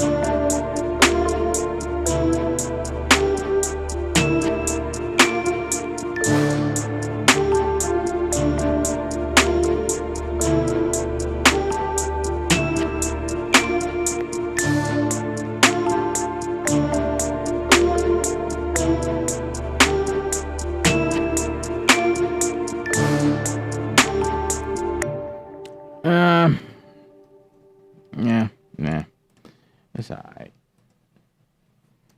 It's all right for the time being.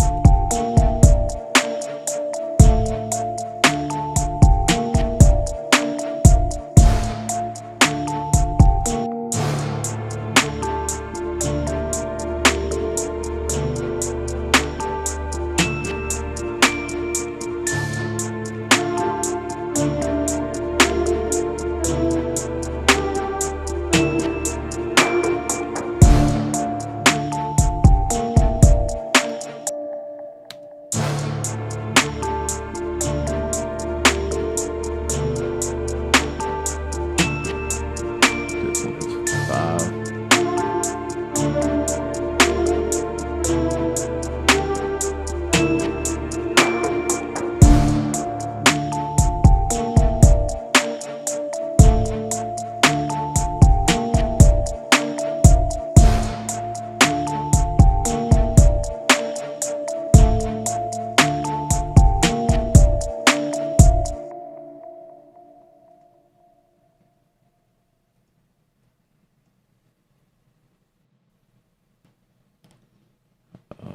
Number 8.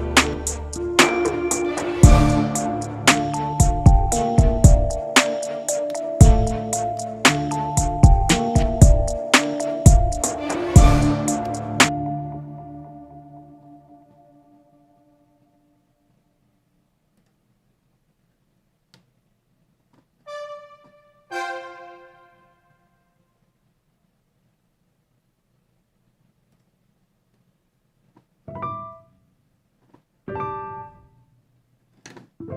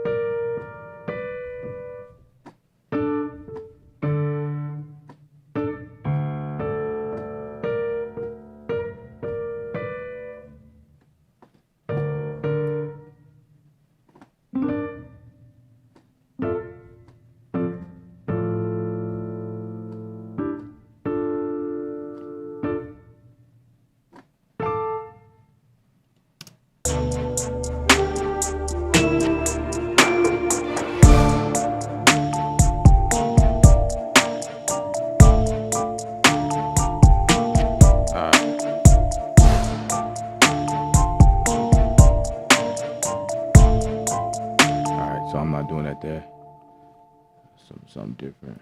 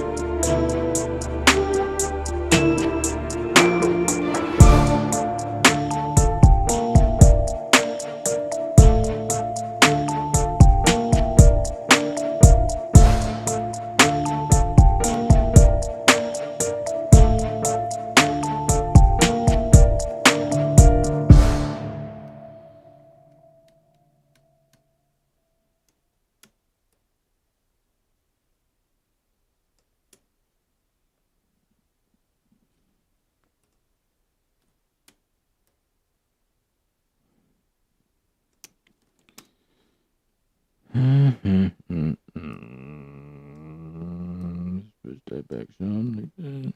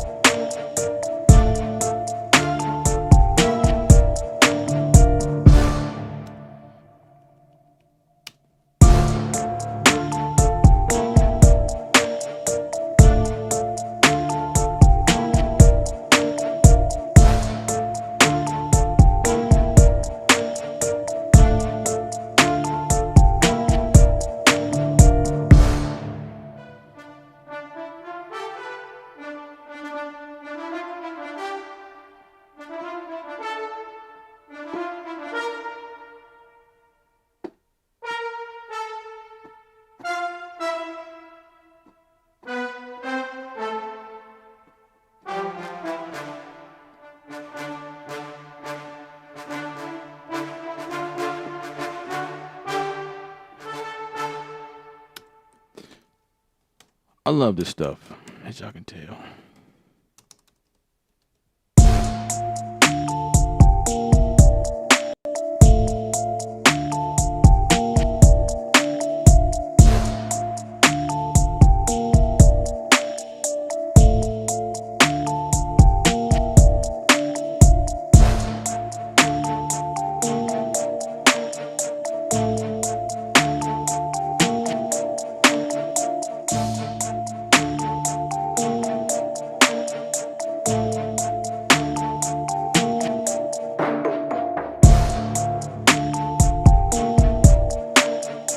Appreciate that, Techniques.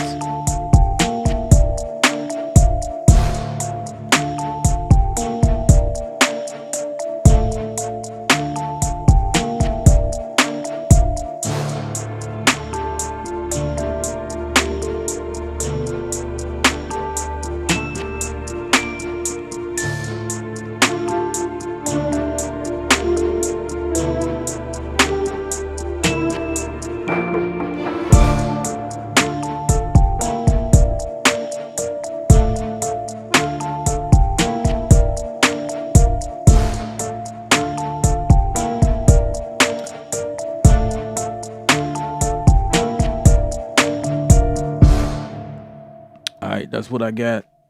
I gotta work on it, so I'll tighten it up. I probably made it too complicated, but clean up some stuff, make it more simple. I don't know. This is one of those things where you just sleep on and come back tomorrow and see what it sounds like. And if I dig it, I'll roll with it, tighten it up, you know, you know. But other than that, that's it's kind of like my workflow working with Kontakt instrument inside of Studio One. Super simple, super easy. You guys saw how I was able to pull up another instrument inside of the Kontakt player and then duplicate one of the tracks that's corresponding to it and just change the MIDI lane. It was just that simple. It was quick, easy. I wasn't worried about routing audio signal wise because that wasn't the focus on this stream because that'd be way too long. It's just another process, another layer on top of that. But just to get the MIDI notes to trigger each instrument, everything is kind of separate, so to speak. Super simple. Super simple, which is why I use native instruments like the fanboy, so to speak. Yes, definitely made for TV. I would agree. Definitely. I definitely would agree with that. That was the goal, actually. That's what I had in mind. I'm trying to get more stuff, more libraries under my belt for that stuff. So in the process, I think what I'm going to be doing is sharing my process with you guys in a course that I'll be coming up with. So the course will be pretty unique because I'm gonna be going. You know how you just you you learn and you get better at stuff. So that's kind of where the course comes in. It's just I've learned a lot over time since the last course I made. So what course is that? What is these courses you talking about? Well, if you just visit the site creativeview.art, let that roll off your tongue. Creativeview.art, art, because we artists here. Everything is about art. I consider myself an artist. So visit the site. Hopefully something there suits you.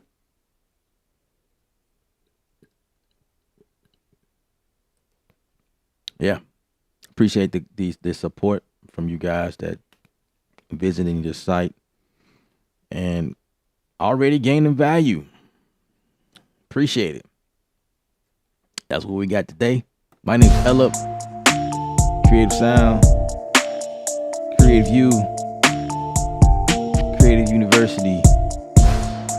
Remember, music is art. You're the artist. Paint your picture. Stay creative without rules, guys. The King of Brazil. Brazil is in the building.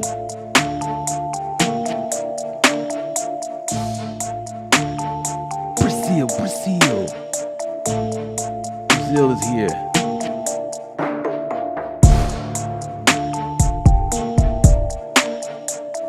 Thanks for joining, King of Brazil.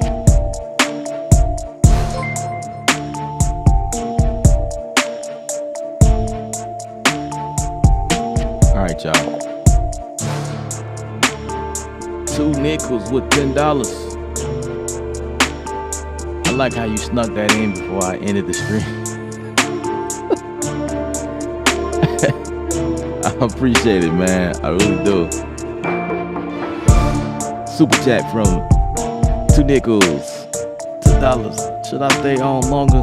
Y'all go just pour in. I appreciate it though. Real talk. Real talk.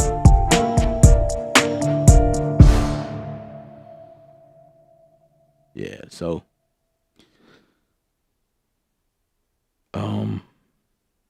I'll see y'all next week. Yeah. I enjoyed myself. Let's do this again. Next week.